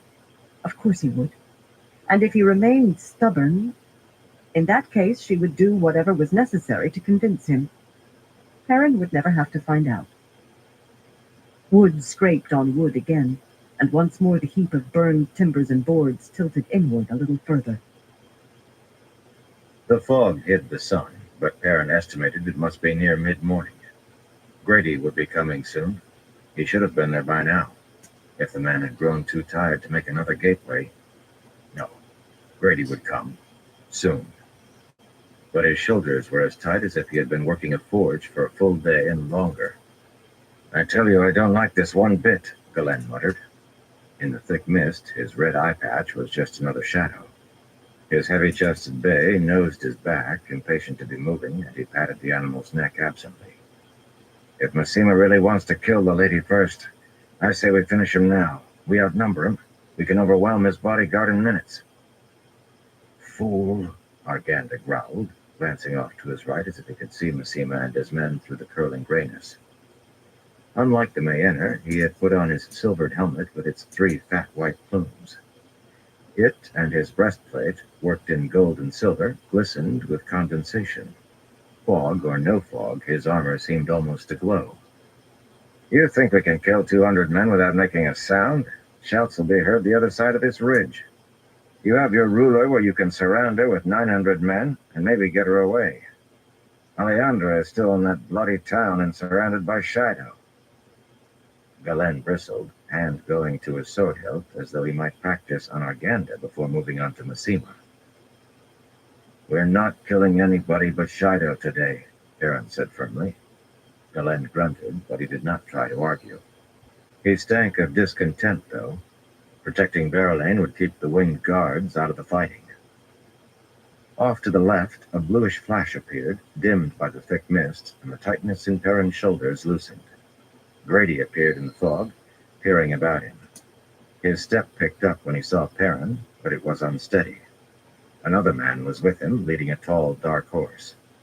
Perrin smiled for the first time in a long while. It's good to see you, Tam, he said. Good to see you too, my lord. Tam Althor was still a blocky man who looked ready to work from sunup to sundown without slacking. But the hair on his head had gone completely gray since Perrin had seen him last, and he had a few more lines on his bluff face. He took in Arganda and Galen with a steady gaze. Fancy armor did not impress him. How are you holding up, Grady? Perrin asked. I'm holding up, my lord. The weathered man's voice sounded bone-weary. Shadowed by the fog as it was, his face still looked older than Tam's. Well, as soon as you're done here, join Mishima. I want somebody keeping an eye on him. Somebody who makes him too nervous to think they can change what they agreed to. He would have liked to tell Grady to tie off this gateway. He would make a short path to take Fail back to the Two Rivers. But if things went wrong today, it would make a short path for the Shido, too. Don't know as I could make a cat nervous right now, my lord, but I'll do what I can. Frowning, Tam watched Grady vanish into the gray murk. I could wish I'd had some other way to get here, he said. Fellows like him visited the Two Rivers a while back. One called himself Nazram Taim, a name we'd all heard. A false dragon, only now he wears a black coat with fancy embroidery and calls himself the Mahale. They talked everywhere about teaching men to channel, about this Black Tower. He traded the words with sourness. The village councils tried to put a stop to it, and the women's circles, but they ended up taking about 40 men and boys with them. Thank the light sun listened to sense. I think they'd have had 10 times that. His gaze shifted to Perrin. Taim said Rand sent him. He said Rand is the dragon reborn. There was a touch of questioning in that, perhaps a hope for denial, perhaps a demand to know why Perrin had kept silent. Those hues whirled in Perrin's head, but he batted them away and answered by not answering. What was, was. Nothing could be done about it now, Tam. According to Grady and Niall, the Black Tower did not just let men go once they signed on. Sadness entered Tam's scent, though he let nothing show on his face. He knew the fate of men who could channel. Grady and Niall claimed the male half of the source was clean now, but Perrin could not see how that could be. What was, was. You did the job you were given, followed the road you had to follow, and that was that. There was no point complaining about blisters or rocks underfoot. Perrin went on. This is Bertin Galen, Lord Captain of the Winged Guards, and Gerard Arganda, First Captain of the Legion of the Wall. Arganda shrugged uncomfortably. That name carried political weight in Gillidan, and apparently Alejandra had not felt strong enough to announce that she was reconstituting the Legion. Bulwer had a nose for sniffing out secrets, though. This one made sure Arganda would not go wild trying to reach his queen. Galen, Arganda, this is Tam Althor. He's my first captain. You studied the map, Tam, and my plan? I studied them, my lord, Tam said dryly. Of course he would have. It looks a good plan to me, as good as any till the arrows start flying. Arganda put a booted foot in his roan stirrup. So long as he's your first captain, my lord, I have no objections. He had offered plenty earlier. Neither he nor Galen had been pleased that Perrin was putting someone over them. From up the slope came a black-winged mucker's shrill cry of alarm. Only one. If it had been a real bird, the call would have been repeated. Perrin scrambled up the slope as fast as he could. Arganda and Galen passed him on their mounts, but they divided to ride to their men, disappearing into the thick gray haze. Perrin continued to the top and beyond. Daniel was standing almost at the edge of the fog, peering toward the Shido encampment. He pointed, but the reason for the alarm was obvious. A large group of Elgaid Siswai was leaving the tents, maybe 400 or more. The Shido sent out raiding parties frequently, but this one was aimed straight at Perrin. They were just walking, but it would not take them long to reach the ridge. It's time to let them see us, Daniel, he said, unpinning his cloak and draping it over a low bush. He would come back for it later, if he could. It would only get in his way now. Daniel sketched a bow before hurrying back into the trees as Aram appeared, sword already in hand. He smelled eager. The cloak pin Perrin put into his pocket carefully. Fail had given him that. He did not want to lose it. His fingers found the leather cord he had knotted for every day of her captivity. Pulling it out, he let it fall to the ground without glancing at it. This morning had seen the last knot. Tucking his thumbs behind the wide belt that supported his hammer and belt knife, he strolled out of the fog. Aram advanced up on his toes, already in one of those sword stances. Perrin just walked. The morning sun, indeed halfway to its noon peak, was in his eyes. He had considered taking the eastern ridge and putting Massima's men here, but it would have meant that much further to reach the town gates. A foolish reason, yet those gates drew him as a lodestone drew iron filings. He eased his heavy hammer in its loop on his belt, eased his belt knife. That had a blade as long as his hand. The appearance of two men, apparently walking idly toward them, was enough to halt the Shido. Well, perhaps not so idly, considering Aram's sword. They would have to be blind to miss the sun glinting off his long blade. They must have been wondering whether they were watching madmen. Halfway down the slope, he stopped. Relax, he told Aram. You're going to tire yourself out that way. The other man nodded without taking his eyes from the Shido and planted his feet firmly. His scent was that of a hunter after dangerous quarry and determined to pull it down. After a moment, half a dozen of the Shido started toward them, slowly. They had not veiled. Likely they were hoping he and Aram would not be frightened into running. Among the tens, people were pointing at the two fools on the slope. The sound of running boots and hooves and snorting horses made him look over his shoulder. Arganda's Gildanon appeared out of the fog first, in their burnished breastplates and helmets, riding behind the rippling red banner that bore the 3 six-pointed silver stars of Gillidan, and then the winged guards in their red armor behind the golden hawk on a field of blue of Mayenne. Between them, Daniel began arraying the 2 rivers men in 3 ranks. Every man carried a pair of bristling quivers at his belt, and also a bundle of shafts that he stuck point down into the slope before slicing the binding cords. They wore their swords and short swords, but the halberds and other pole arms had been left on the carts this morning. One of them had brought along the red wolf-head banner, but the staff was stuck aslant into the ground behind them. No one could be spared to carry the thing. Daniel carried a bow too. Massima and his bodyguard of lancers took position on the winged guard's right, their poorly handled horses plunging and rearing. Their armor showed patches of speckled brown where rust had been scraped away instead of properly cleaned. Massima himself was out in front, a sword at his hip, but helmetless and without a breastplate. No, he did not lack courage.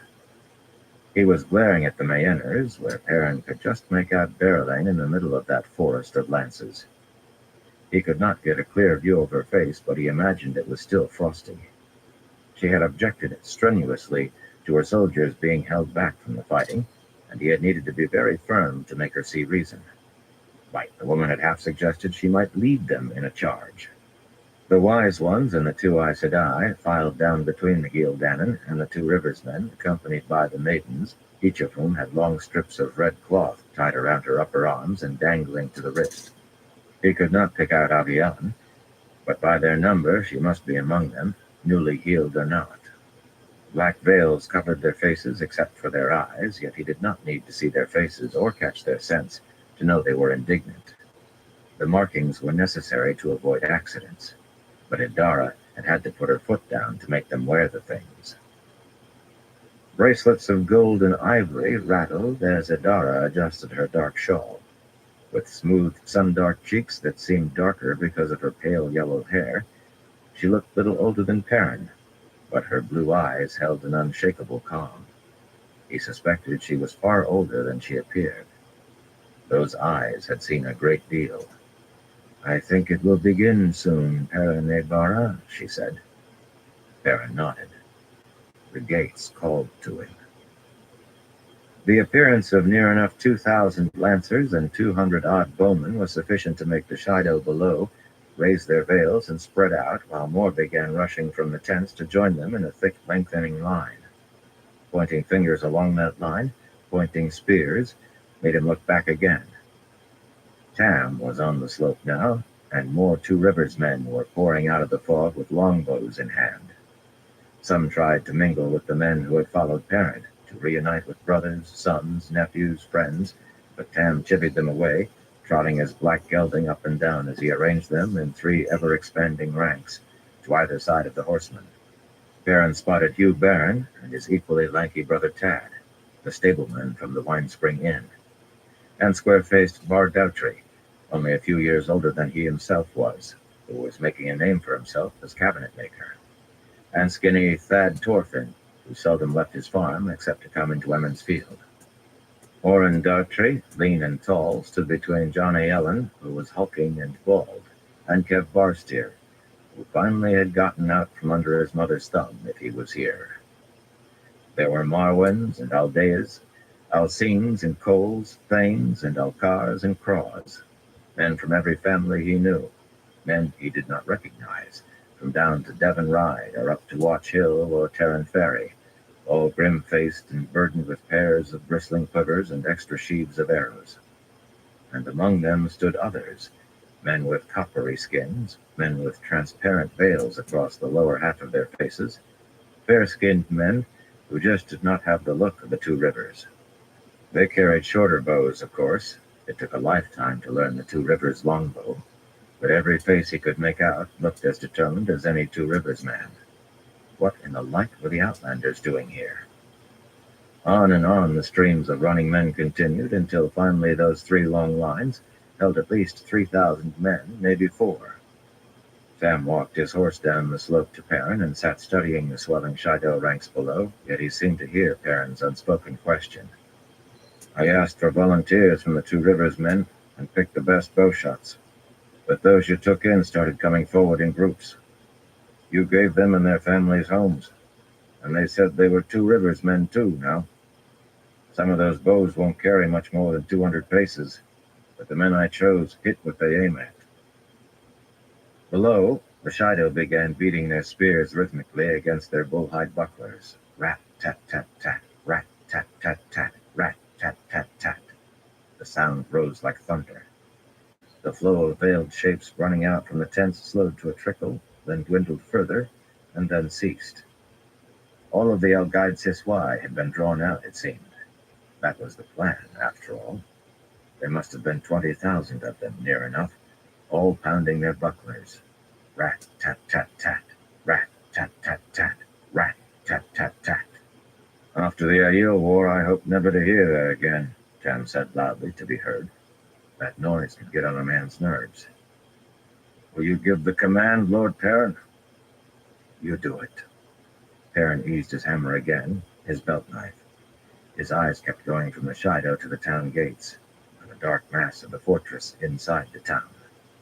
Fail was in there. "Soon now we will know," Idara said. About the tea, she meant. If they had not waited long enough, they were all dead. Her voice was calm, though. Aram shifted, up on his toes again, sword upright before him in both hands. Perrin could hear Tam calling as he rode along the lines of bowmen. Longbows, knock! Short bows, hold till you're close! Longbows, knock! Short bows, hold till you're close! Don't draw, you fool, you know better! Longbows! Below, perhaps a quarter of the Shido turned and began trotting north, paralleling the ridge, still beating their bucklers. Another quarter began trotting south. They intended to sweep around and catch the men on the slope from either side. Flanking, Tybee called it. A ripple passed through those remaining as they began sticking their spears through the harness holding their bow cases, hanging their bucklers on their belts, unlimbering their bows. Very soon, Idara murmured. A fireball larger than a man's head arched out from the tents toward the ridge, then another twice the size, and more, streams of them. Sailing high, the first turned down, and exploded with loud roars 100 paces overhead. In rapid succession, the others began exploding harmlessly too, but more followed. Spheres of flame speeding toward the ridge in a continuous flow. Forked silver lightning stabbed down from a cloudless sky and erupted with booming crashes of thunder and great showers of sparks, without ever coming near the ground. Perhaps 15 or 20 wise ones escaped the tea, Idara said. Otherwise, more would have joined in by now. I can see only 9 women channeling. The rest must be among the tents. She disliked the agreement he had with the Shonchan almost as much as the Aes Sedai did, yet her voice was calm. In her book, the Shido had violated Jiatou to such a degree that it was questionable whether they could be called Aiel any longer. To her, they were something that had to be cut out of the body of the Aiel, and their wise ones were the worst of the sickness for allowing it.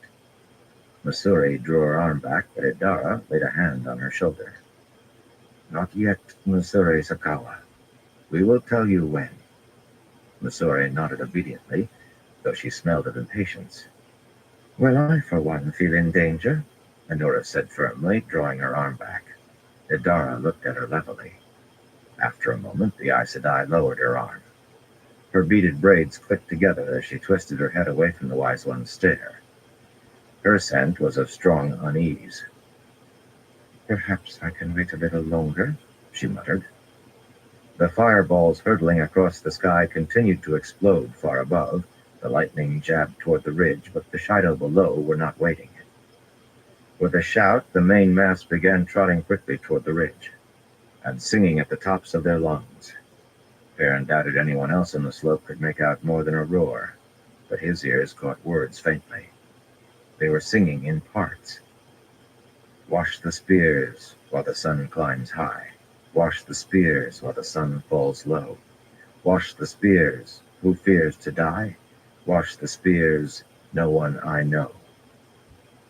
He shut the sound out, ignoring it, while his eyes drifted beyond the onrushing mass of veiled figures to the gates of Malden. Iron filings to a lodestone. The shapes below seemed to have slowed half a step, though he knew they had not.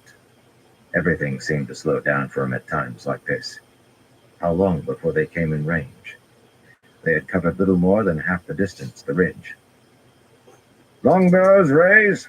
On my signal! Tam shouted. Longbows raise! On my signal! Perrin shook his head. It was too soon. Thousands of bowstrings snapped behind him. Arrows arced over his head. The sky seemed black with them. Seconds later, another flight followed, then a third. Fireballs burned swaths through them, but it was still thousands of arrows that fell in a deadly hail onto the Shido. Of course. He had forgotten to factor in the bowmen's elevation. That gave them a little more distance. Trust Tam to see it right away. Not every arrow struck a man, of course. Many plunged into the ground. Perhaps half struck Algaid Siswai, piercing arms or legs, striking bodies. Wounded Shido hardly slept, even when they had to struggle up from the ground. They left hundreds, and still so, and the second flight put down hundreds more, as did the third, with the fourth and fifth already on the way. The Shido kept coming, leaning forward as if trotting into a driving rain, while their wise ones' balls of fire and lightnings exploded far overhead. They were no longer singing. Some raised their bows and shot. An arrow grazed Perrin's left arm, but the rest fell short. Not by far, though. Another 20 paces, and the sudden sharp sound of Shonchan horns pulled his gaze north and south just in time to see the ground erupt in fountains of fire among the flanking parties. Spears of lightning stabbed into them. The Damani were being kept back in the trees for the time, but they did deadly work. Again and again, explosions of fire or lightning hurled men like twigs. Those Algaid Siswai could have no idea where the attack was coming from. They began to run toward the trees, toward their killers. Some of the fireballs coming out of the camp began flying toward the forests where the Damani were, and lightnings jabbed toward the trees, but with as little effect as they had against the ridge. Tylee claimed Damani were used for all sorts of tasks, but the truth was they were weapons of war, and they and the Suldam were very good at it. "Now," Idara said, and fireballs began raining down on the Shido below. The Wise Ones and Aes Sedai made throwing motions with both arms as fast as they could, and every time a bowl of flame seemed to rise from their fingertips. Many of those exploded too soon, of course. The Shido Wise Ones were working to defend their own, but the Algaid Siswai were much nearer to the ridge, so they had less time to react. Fireballs burst among the Shido, hurling men aside, flinging severed arms and legs into the air. Silver-blue lightning bolts forked down, and most of those struck too. The hair on Perrin's arms stirred. The hair on his head tried to stand. The air seemed to crackle with the lightning's discharges. Even as they flung death at the men below, Idara and the others continued to parry the Shido Wise One's attacks, and all the while the Two Rivers men worked their bows as fast as they could. A trained man could loose 12 shafts in a minute, and the range was shorter now. The Shido lacked no more than 200 paces of reaching the bottom of the ridge. Their arrows still fell short of Perrin, but the Two Rivers arrows were striking home every time at this range. Each bowman was picking his own target, of course, so Perrin saw Algaid Siswai fall pierced by 2, 3, even 4 shafts.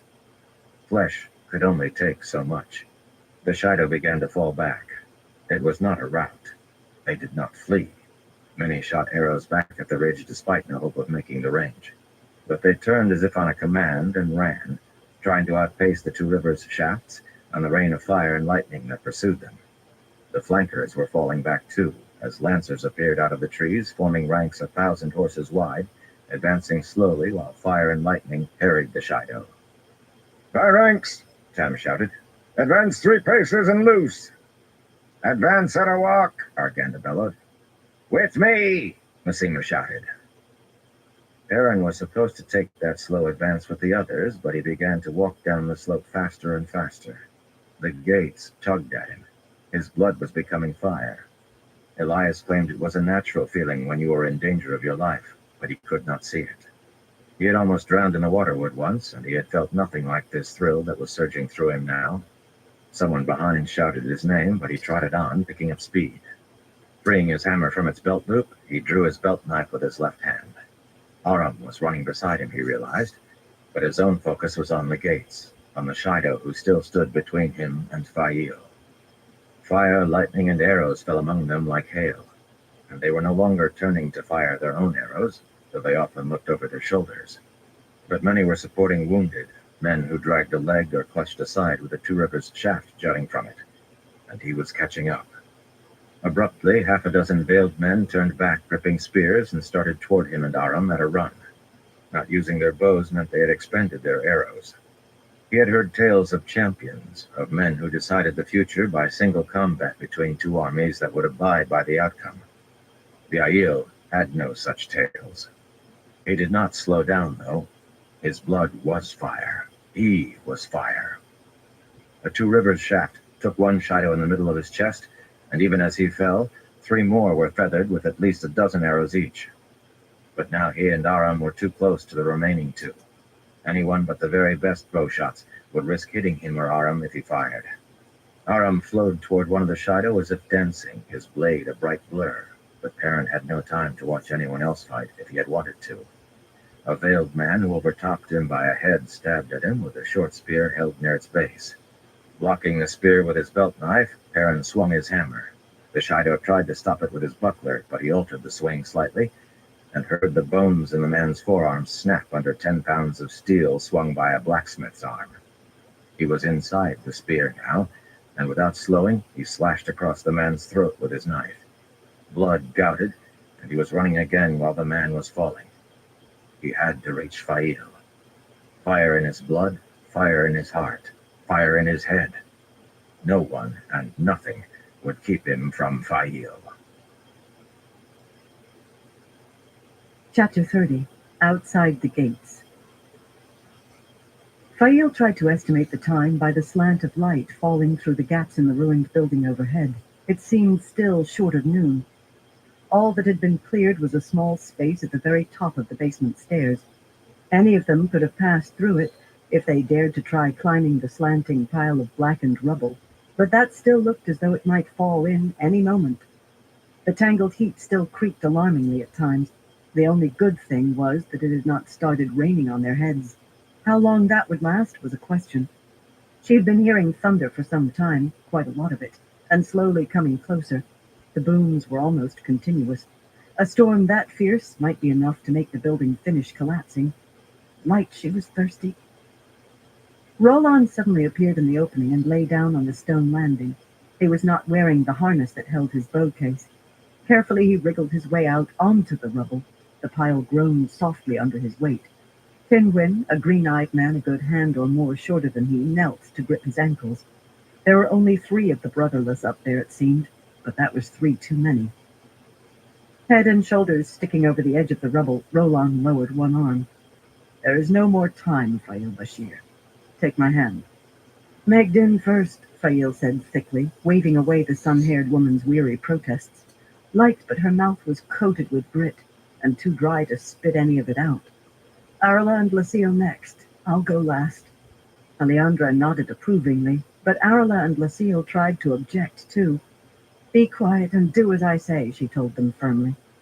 Thunder crashed and crashed. The storm that produced that much thunder would bring a deluge, not simple rainfall. Roland laughed. How could the man laugh at a time like this? He only stopped when the charred timbers beneath him groaned again from his shaking. "You still wear white, woman, so be quiet and do as I say." There was a touch of mocking in his tone at that, but not when he added, "No one will be taken out before you." That sounded like cast iron. "My lady," Alejandra said quietly, hoarsely, "I believe he means it. I will send the others out in the order you gave." "Stop pouting and give me your hand," Roland commanded. She was not pouting. The man could be as infuriatingly stubborn as her Perrin. Only in Perrin it was intriguing, not really infuriating. Raising her right hand as high as it would go, she let Roland's hand envelop hers. He lifted her easily till her face was just below his. "Catch hold of my coat." There was no hint of strain in his voice, despite the awkward angle of his arm. "You will have to climb over me." She swung her left hand up and caught a fistful of the rough wool, holding on hard. The pain in her shoulder told her it was bruised as badly as she feared. When he released her other hand, she gasped at the jolt of agony and quickly grabbed his coat with that one, too. Grasping her waist in both hands, he boosted her higher, so she was lying on his broad back. Thunder boomed and boomed without ceasing. The rain must start falling soon. That would make getting the others out more difficult. "I like feeling your weight on me, Fail Bashir, but maybe you could climb a little faster so I can bring the others out." He pinched her bottom, and she laughed in spite of herself. The man just would not stop trying. The climb over him was slower than she could have hoped for. She did not believe anything was broken in her shoulder, but it hurt. Once she thought she kicked Roland in the head. Pinch her, would he? At last she was outside and past Kinwin, on her feet under the sky once more. Her first sight of the building from outside made her swallow and then cough vigorously as bits of grit entered her throat. The charred timbers were tilting to an alarming degree, ready to crash into the basement. The third brotherless, Joradin, a blue-eyed man with red-gold hair and a face that fell not far short of prettiness, was watching Kinwin and Roland, but every so often he glanced at the building as if expecting to see it fall. He was squat for an Aiel, not quite as tall as Perrin, but half again as wide. There must have been at least 100 of her people in the street, staring at her anxiously, some of their white robes stained with soot from their efforts at digging her out. 100. She could not find it in her heart to upbraid them, however, especially after Aravine thrust a plump waterskin into her hands. The first mouthful went to wash away grit and dust, though she wanted desperately to swallow it anyway, but after that she held up the skin and all but poured water down her throat. Her bruised shoulder protested. She ignored it and drank and drank. Suddenly she became aware of lightning striking outside the town to the west and lowered the waterskin to stare, close outside the town, out of a cloudless sky, and sometimes not striking. Many of those forked silvery bolts erupted with thunderous roars far above the ground. Balls of fire hurtled across the sky, sometimes bursting in air with a boom like thunder. Someone was fighting a battle with the power. But who? Could Perrin have found enough Aes Sedai or Ashaman to attack the camp? But something was very odd. She knew how many wise ones in the camp could channel, and there did not seem to be enough lightning or fireballs. Perhaps it was not Perrin after all. There were factions among the wise ones, not just between those supporting or opposing Savannah, but between sects with old alliances or animosities. Maybe one of those factions was fighting another. That seemed highly unlikely, but less so than Perrin finding enough Aes Sedai to attack, and the wise ones not fighting back with everything they could muster. When the lightning started, Roland said there was a battle, Aravine said when Fail asked her. That's all. Nobody wanted to go find out more until we knew you were safe. Fail ground her teeth in frustration. Even if she did not have to deal with Roland, whatever was going on outside the walls might make escaping that much more difficult. If only she knew what it was, she might be able to see how to avoid it, or use it. No one is to go anywhere, Aravine. It might be dangerous, and they might inadvertently lead Shido back when they returned. Light, what was going on? Magdan staggered out past Kinwin, rubbing her hip. He pinched me. Her voice was thick, but indignation came through. Fail felt a stab of, not jealousy, certainly not that. The bloody man could pinch any woman he wanted to. He was not Perrin. Grimacing, she handed the sun-haired woman the waterskin, and Magdan,